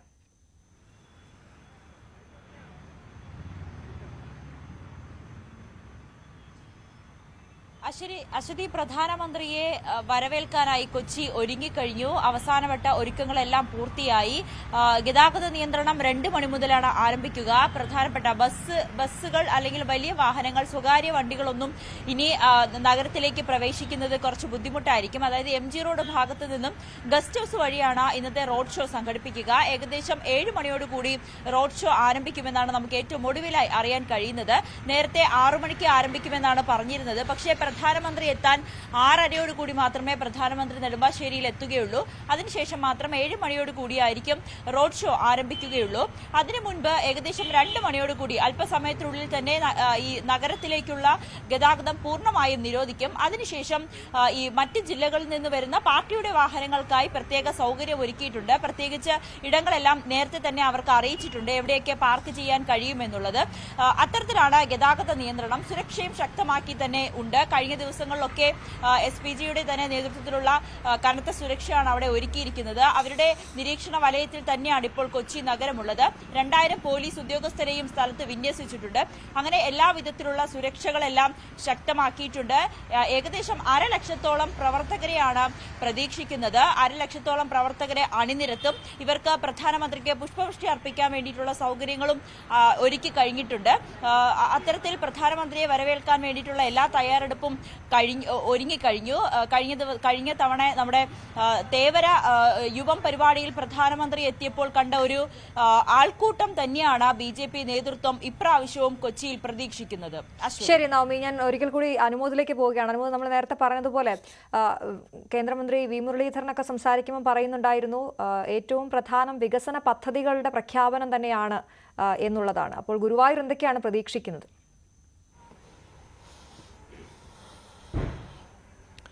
അശ്വതി, നമ്മളിന്ന് രാവിലെ 10 മണി മുതൽ ഗുരുവായൂരിലെ വികസനം അതിനെക്കുറിച്ച് മാത്രം പ്രത്യേക ചർച്ച നടത്തിയപ്പോൾ അതിൽ പങ്കെടുത്ത ഗുരുവായൂരിലെ പൗരപ്രമുഖരും രാഷ്ട്രീയ നേതൃത്വ പ്രമുഖരെല്ലാം തന്നെ പങ്കുവച്ച ആശയങ്ങളാണ് നമുക്ക് ഏറ്റവും ശ്രദ്ധേയമായിട്ടുള്ളത്. ഇവിടെ റോഡ് വികസനം, റെയിൽവേ വികസനം, അതുപോലെ തന്നെ ആശുപത്രി നിർമ്മാണം തുടങ്ങി വിവിധ തലങ്ങളിലുള്ള ആവശ്യങ്ങളാണ് മുന്നിലുള്ളത്. പക്ഷേ ഇതിൽ നാളെ അദ്ദേഹത്തിന്റെ ഒരു സ്വകാര്യ സന്ദർശനമായതുകൊണ്ട് തന്നെ ഒരു പ്രഖ്യാപനത്തിന്റെയോ അത്തരത്തിൽ എന്തെങ്കിലും ഒരു പദ്ധതിയെക്കുറിച്ച് അദ്ദേഹം വിശദമാക്കുകയോ ചെയ്യുന്ന സാഹചര്യങ്ങൾ ഉണ്ടായിരിക്കില്ല. മറിച്ച് നാളെ സാധ്യത ദേവസ്വം ചെയർമാനും അതുപോലെ അഡ്മിനിസ്ട്രേഷൻ ടീമും ഭരണസമിതി അംഗങ്ങളും അദ്ദേഹത്തെ നേരിട്ട് കൂടിക്കാഴ്ച നടത്തുന്നുണ്ട്. അദ്ദേഹത്തിന് മുൻപിൽ ദേവസ്വത്തിന്റെ പദ്ധതികളും ആവശ്യങ്ങളും അവർ സമർപ്പിക്കും. അതിൽ വ്യക്തമായിട്ട് അവർ ആവശ്യപ്പെടുന്നത് പ്രധാനമായിട്ടും 3 കാര്യങ്ങളാണ്. ഒന്ന്, മലപ്പുറം ജില്ലയിലുള്ള ഗുരുവായൂർ ദേവസ്വത്തിന്റെ നിയന്ത്രണത്തിലുള്ള വെങ്ങാട് ഗോകുലം അതിൻ്റെ വികസനം, അതായത് അവിടെ കൂടുതൽ ഹൈബ്രിഡ് പശുക്കളെ കൊണ്ടുവന്ന് അവിടെ ക്ഷീര ഉൽപ്പന്നങ്ങൾ, വാല്യൂ ആഡഡ് പ്രൊഡക്ട്സ് വരെ ഉണ്ടാക്കാവുന്ന രീതിയിലുള്ള സംവിധാനങ്ങൾ ഒരുക്കാനുള്ള ഒരു സപ്പോർട്ട്. അതൊരു ഗോശാല പദ്ധതിയുടെ വിപുലീകരണം എന്ന രീതിയിലാണ് ദേവസ്വം അത്തരത്തിലൊരു കാര്യം ഉന്നയിക്കുന്നത്. രണ്ടാമതായിട്ട് റെയിൽവേ വികസനത്തിൻ്റെ പ്രധാനപ്പെട്ട പ്രശ്നങ്ങളാണ്. നിലവിൽ പല തീവണ്ടികളും കോവിഡ് കാലത്തുണ്ടായിരുന്ന അതിനു മുമ്പുണ്ടായിരുന്ന തീവണ്ടികളൊക്കെ ഇപ്പോൾ നിലച്ച മട്ടാണ്. ആകെ 6 ട്രെയിനുകൾ മാത്രമാണുള്ളത്. അതിൽ തന്നെ മിക്കതും ജനങ്ങൾക്ക് ഉപകാരപ്പെടുന്ന സമയത്തല്ല എന്നൊരു പരാതിയുണ്ട്. അതുപോലെ തന്നെ ഗുരുവായൂരിൽ നിന്നും മലപ്പുറത്തേക്കോ അല്ലെങ്കിൽ ഷൊർണൂരിലേക്കോ റെയിൽവേ ലൈൻ നീട്ടേണ്ടതിൻ്റെ ആവശ്യം. രാജ്യത്തിൻ്റെ വിവിധ പ്രദേശങ്ങളിൽ നിന്ന് നേരിട്ട് ഗുരുവായൂരിലേക്ക് ട്രെയിൻ സർവീസ് തുടങ്ങി ഇതൊരു പിൽഗ്രിം ടൂറിസ്റ്റ് സെൻ്ററായിട്ട് ഒരു പിൽഗ്രിം ചെയിനിൻ്റെ ഭാഗമായി ഗുരുവായൂരിനെ മാറ്റേണ്ട ആവശ്യം. അപ്പോൾ അത്തരത്തിലുള്ള ഗതാഗത സംവിധാനങ്ങളുടെ കൂടുതൽ ഒരുക്കേണ്ടതിൻ്റെ കാര്യം, അതുപോലെ തന്നെ മൾട്ടി സ്പെഷ്യാലിറ്റി ആശുപത്രി ഒരുക്കുന്ന കാര്യം, അങ്ങനെ വിവിധ തരത്തിലുള്ള ആവശ്യങ്ങളാണ് ദേവസ്വത്തിൻ്റെ ദേവസ്വം പ്രധാനമന്ത്രിക്ക് മുന്നിൽ വയ്ക്കാൻ പോകുന്നത്. ഇതിനോടൊപ്പം തന്നെ ഇതുവരെ നടപ്പാക്കിയ പദ്ധതികളുടെ തുടർച്ചയായിട്ട് അമൃത് പ്രസാദ് പദ്ധതികൾ, അതനുസരിച്ചുള്ള ഫണ്ടുകൾ അനുവദിച്ചിട്ടുണ്ട് കേന്ദ്ര സർക്കാർ. അതിൻ്റെ ഭാഗമായിട്ട് ഫെസിലിറ്റേഷൻ സെൻറ്റർ, അതായത് മൾട്ടി ലെവൽ പാർക്കിംഗ് സൗകര്യങ്ങൾ, ക്ഷേത്രത്തിന് ചുറ്റുമുള്ള ഓടകൾ നവീകരിച്ച്, റോഡുകൾ നവീകരിച്ച്, അങ്ങനെ വിവിധ പദ്ധതികൾ തുടർച്ചയും ഇവിടെ ഉദ്ദേശിക്കേണ്ടതുണ്ട്. സ്വാഭാവികമായിട്ടും പ്രധാനമന്ത്രിക്ക് മുന്നിൽ എന്തെല്ലാം കാര്യങ്ങൾ അവർക്ക് അവതരിപ്പിക്കാൻ അവസരം കിട്ടും എന്നറിയില്ല. എങ്കിൽ പോലും ദേവസ്വത്തിൻ്റെ മുൻപിലുള്ള ആവശ്യങ്ങൾ ഞാൻ നേരത്തെ പറഞ്ഞ പ്രകാരമുള്ളതാണ്. ഇതിനു പുറമെ മോദി ഇവിടെ വിസിറ്റ് ചെയ്തതിനു ശേഷം എന്തെങ്കിലും തരത്തിലുള്ള പ്രഖ്യാപനങ്ങൾ എറണാകുളത്ത് നടത്തുമോ എന്നതും കാത്തിരിക്കുന്നുണ്ട്. അശ്വതി, കേരളത്തിലെ വികസന പദ്ധതികൾ പ്രഖ്യാപിക്കാനാണ് പ്രധാനമന്ത്രിയുടെ കേരള സന്ദർശനമെന്ന് കേന്ദ്രമന്ത്രി വി മുരളീധരൻ ന്യൂസ് 18നോട്. വിവാഹത്തിൽ പങ്കെടുക്കാൻ എത്തുന്നു, കൂട്ടത്തിൽ ഉദ്ഘാടനം കൂടി നടത്തുന്നു എന്ന രീതിയിലാണ് പ്രചാരണം. അയോധ്യ കേരളത്തിലെ അടക്കം ജനങ്ങളെ എങ്ങനെ സ്വാധീനിക്കുമെന്ന് പ്രധാനമന്ത്രി തിരിച്ചറിഞ്ഞതിന്റെ അടിസ്ഥാനത്തിലാണ് തൃപ്രയാർ സന്ദർശനമെന്നും വി മുരളീധരൻ ന്യൂസ് 18നോട് പറഞ്ഞു. പ്രധാനമന്ത്രി പ്രധാനമായിട്ട് വരുന്നത് കേരളത്തിലുള്ള വികസന പദ്ധതികൾ പ്രഖ്യാപിക്കാനാണ്, അതിന് തുടക്കം കുറിക്കാനാണ്. ഇത് വിവാഹത്തിൽ പങ്കെടുക്കാൻ വരുന്നു, കൂട്ടത്തിൽ അദ്ദേഹം ഈ ഉദ്ഘാടനം കൂടി നടത്തുന്നു എന്നുള്ള നിലയിലാണ് പലപ്പോഴും നടക്കുന്ന പ്രചരണം. അദ്ദേഹത്തെ നേരത്തെ തന്നെ ക്ഷണിച്ച് ഈ പദ്ധതിയുടെ പ്രഖ്യാപനം 4000-ലധികം കോടിയുടെ പദ്ധതികളുടെ തുടക്കം കുറിക്കൽ, ആ തുടക്കം കുറിക്കൽ കേരളത്തിനുണ്ടാകുന്ന പ്രയോജനവും കേരളത്തിലുണ്ടാകുന്ന വികസനവും അത് ചെറുതാക്കി കാണിക്കാൻ മാധ്യമങ്ങൾ ശ്രമിക്കരുത്. രണ്ടാമത്, തൃപ്രയാർ ശ്രീരാമസ്വാമി ക്ഷേത്രത്തിൽ ദർശനം നടത്തുന്നതിന് വളരെ പ്രാധാന്യമുണ്ട്. കാരണം കേരളത്തിൽ നാലമ്പല ദർശനം ശ്രീരാമനുമായിട്ട് ബന്ധപ്പെട്ടിട്ടുള്ള ശ്രീരാമനും ലക്ഷ്മണനും ഭരതനും ശത്രുഘ്നൻ്റെയും ഒക്കെ പ്രതിഷ്ഠകളിലുള്ള ക്ഷേത്രങ്ങളിൽ ദർശനം നടത്തുന്ന ഒരു രീതി കേരളത്തിലുണ്ട് എന്ന് പറഞ്ഞിരുന്നു. അങ്ങനെ ഒരു ക്ഷേത്രത്തിൽ അദ്ദേഹം കേരളത്തിലെത്തുമ്പോൾ നേരിട്ട് ദർശനം നടത്താൻ എത്തുന്നു എന്നുള്ളത് അയോധ്യ കേരളത്തിൽ ഉൾപ്പെടെയുള്ള ജനങ്ങളെ എത്രമാത്രം സ്വാധീനിക്കും എന്ന് പ്രധാനമന്ത്രി അടക്കം തിരിച്ചറിഞ്ഞതിൻ്റെ അടിസ്ഥാനത്തിലാണെന്നുള്ളതാണ് എൻ്റെ വിലയിരുത്തൽ. പ്രധാനമന്ത്രി നരേന്ദ്രമോദിയുടെ സന്ദർശനം ആത്മവിശ്വാസം വർദ്ധിപ്പിക്കുന്നതെന്ന് ബി.ജെ.പി. നേതാവ് ശോഭാ സുരേന്ദ്രൻ. വരുന്ന തെരഞ്ഞെടുപ്പിൽ അത് പ്രതിഫലിക്കുമെന്നും ശോഭാ സുരേന്ദ്രൻ പറഞ്ഞു. അദ്ദേഹത്തിന്റെ കൂടെ പ്രവർത്തിക്കുന്ന ഒരു വ്യക്തിയുടെ വിവാഹത്തിന് പങ്കെടുക്കാൻ വേണ്ടി വരുന്നു എന്നുള്ളത് എല്ലാവരും അതിനെ സന്തോഷത്തോടു കൂടിയല്ലേ കാണേണ്ടത്. പക്ഷെ അതിന് മാത്രമാണോ വരുന്നത്? അതിന് മാത്രമായിട്ടല്ലല്ലോ വരുന്നത്. ഇവിടെ ബൃഹത്തായിട്ടുള്ള പദ്ധതികൾ കൊച്ചിയിൽ പൂർത്തീകരിക്കപ്പെടാൻ പോവുകയാണ്. അതോടൊപ്പം തന്നെ 24,000 കോടി രൂപയുടെ SC മേഖലയുടെ വികസന പ്രവർത്തനത്തിനുള്ള ഫണ്ട് പ്രഖ്യാപിച്ചതിന് ശേഷമാണ് അദ്ദേഹം ഇപ്പൊ ഈ കൊച്ചിയിലേക്ക് വരുന്നു എന്നുള്ളത്. അപ്പൊ ഇതിനെയെല്ലാം വിമർശന ബുദ്ധിയോട് കൂടിയിട്ട് നോക്കിക്കാണുക എന്ന് പറഞ്ഞാൽ അതിനെ അത്ര ഒരു ഗൗരവത്തോടു കൂടി എടുക്കണമെന്നൊന്നും ഞാൻ കരുതുന്നില്ല. കേന്ദ്ര അവഗണനയ്ക്കെതിരെ മുഖ്യമന്ത്രിയുടെയും മന്ത്രിമാരുടെയും ഡൽഹി സമരം ഫെബ്രുവരി 8-ന്. സമരത്തിന്റെ ഭാഗമാകാൻ പ്രതിപക്ഷത്തെ ഇടതുമുന്നണി വീണ്ടും ക്ഷണിച്ചു.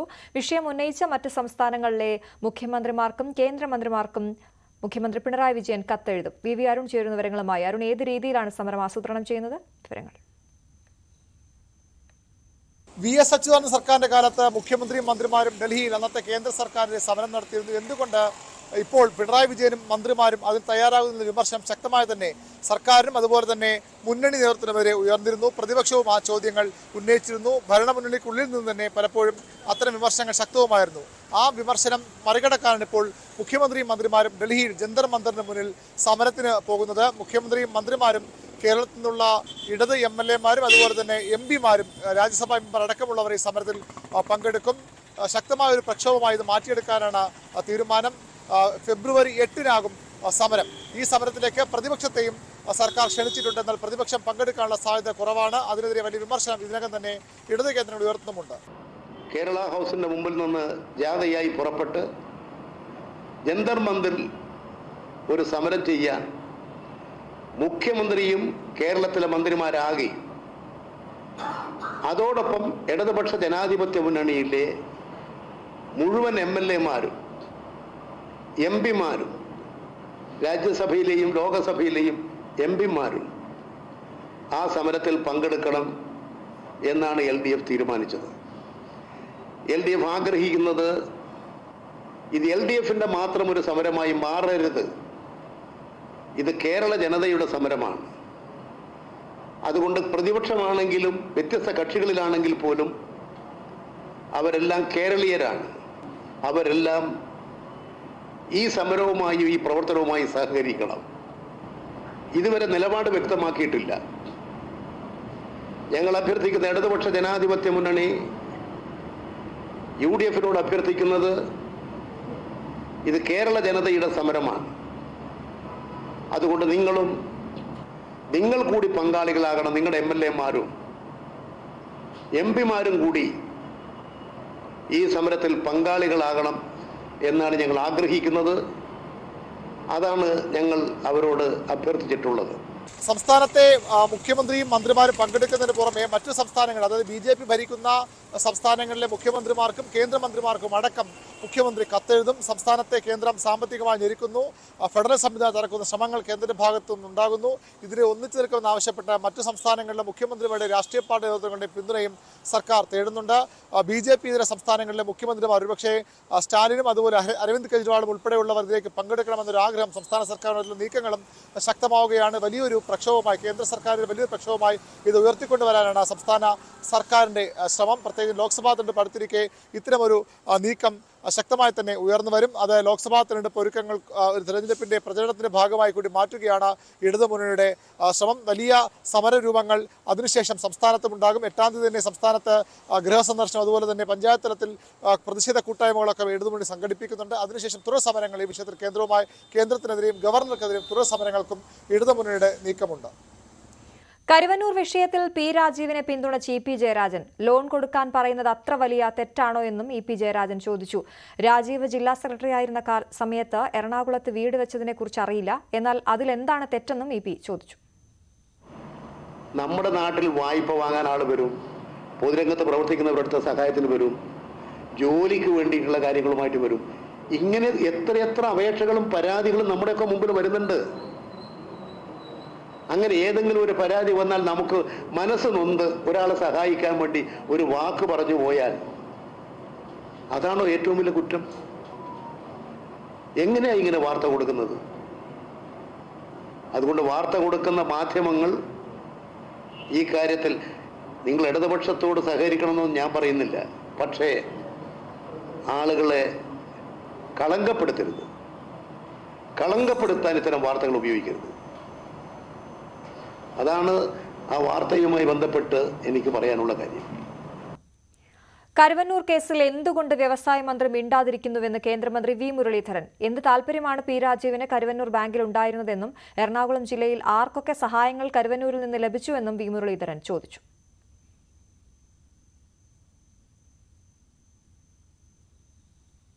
യൂത്ത് കോൺഗ്രസ് സംസ്ഥാന അധ്യക്ഷൻ രാഹുൽ മാങ്കൂട്ടത്തിലിന് ജാമ്യം.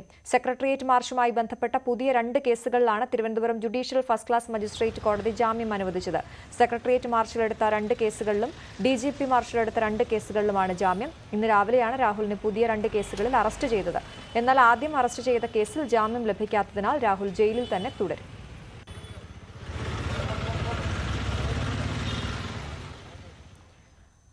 കെ-ഫോൺ കേസിൽ ഹൈക്കോടതി നടത്തിയ പരിഹാസത്തിന് മറുപടിയുമായി വി.ഡി. സതീശൻ. പബ്ലിസിറ്റിക്ക് വേണ്ടി കോടതിയിൽ പോകേണ്ട കാര്യമില്ലല്ലോ, കോടതിയിൽ പോകുന്നത് നീതി തേടിയാണെന്നും പ്രതിപക്ഷ നേതാവ് പറഞ്ഞു. ഇത് കോടതിയിലുള്ള സാധാരണക്കാരുടെ വിശ്വാസം നഷ്ടപ്പെടുത്തുമെന്നും സതീശൻ പ്രതികരിച്ചു. നിയമപരമായ മാർഗങ്ങൾ അന്വേഷിക്കും എന്ന് പറഞ്ഞു. അതേസമയം സതീശന് ശല്യക്കാരനായ വ്യവഹാരി എന്ന പേര് ലഭിക്കുമെന്ന് ഇ.പി. ജയരാജൻ പരിഹസിച്ചു. വിഷയത്തിൽ എത്രമാത്രം പരിഹാസ്യമായാണ് കോടതി ഇക്കാര്യങ്ങൾ ചൂണ്ടിക്കാട്ടിയതെന്നും പ്രതിപക്ഷ നേതാവായി ഇരിക്കാൻ വി.ഡി. സതീശന് ധാർമ്മികമായി അർഹതയുണ്ടോ എന്നും ഇ.പി. ജയരാജൻ ചോദിച്ചു. ഭാരത് ജോഡോ ന്യായ് യാത്ര നാഗാലാൻഡിൽ. 2 ദിവസത്തെ മണിപ്പൂർ പര്യടനത്തിന് ശേഷം ഇന്നലെ വൈകിട്ടാണ് യാത്ര നാഗാലാൻഡിൽ പ്രവേശിച്ചത്. വിസ്മയിൽ നിന്ന് രാവിലെ 8 മണിയോടെയാണ് യാത്ര ആരംഭിച്ചത്. കൊഹിമയിലെ ഫൂൽബാരിയിൽ ജനങ്ങളെ രാഹുൽ ഗാന്ധി അഭിസംബോധന ചെയ്തു. യാത്ര നാളെയും നാഗാലാൻഡിൽ പര്യടനം നടത്തും.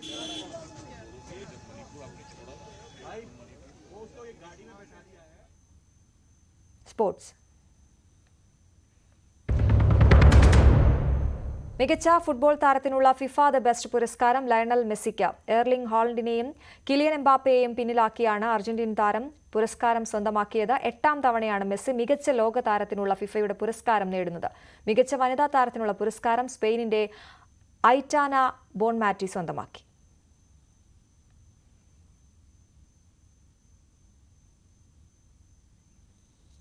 വാർത്തയിൽ നിന്ന് പൂർണ്ണമാകുന്നു. നമസ്കാരം.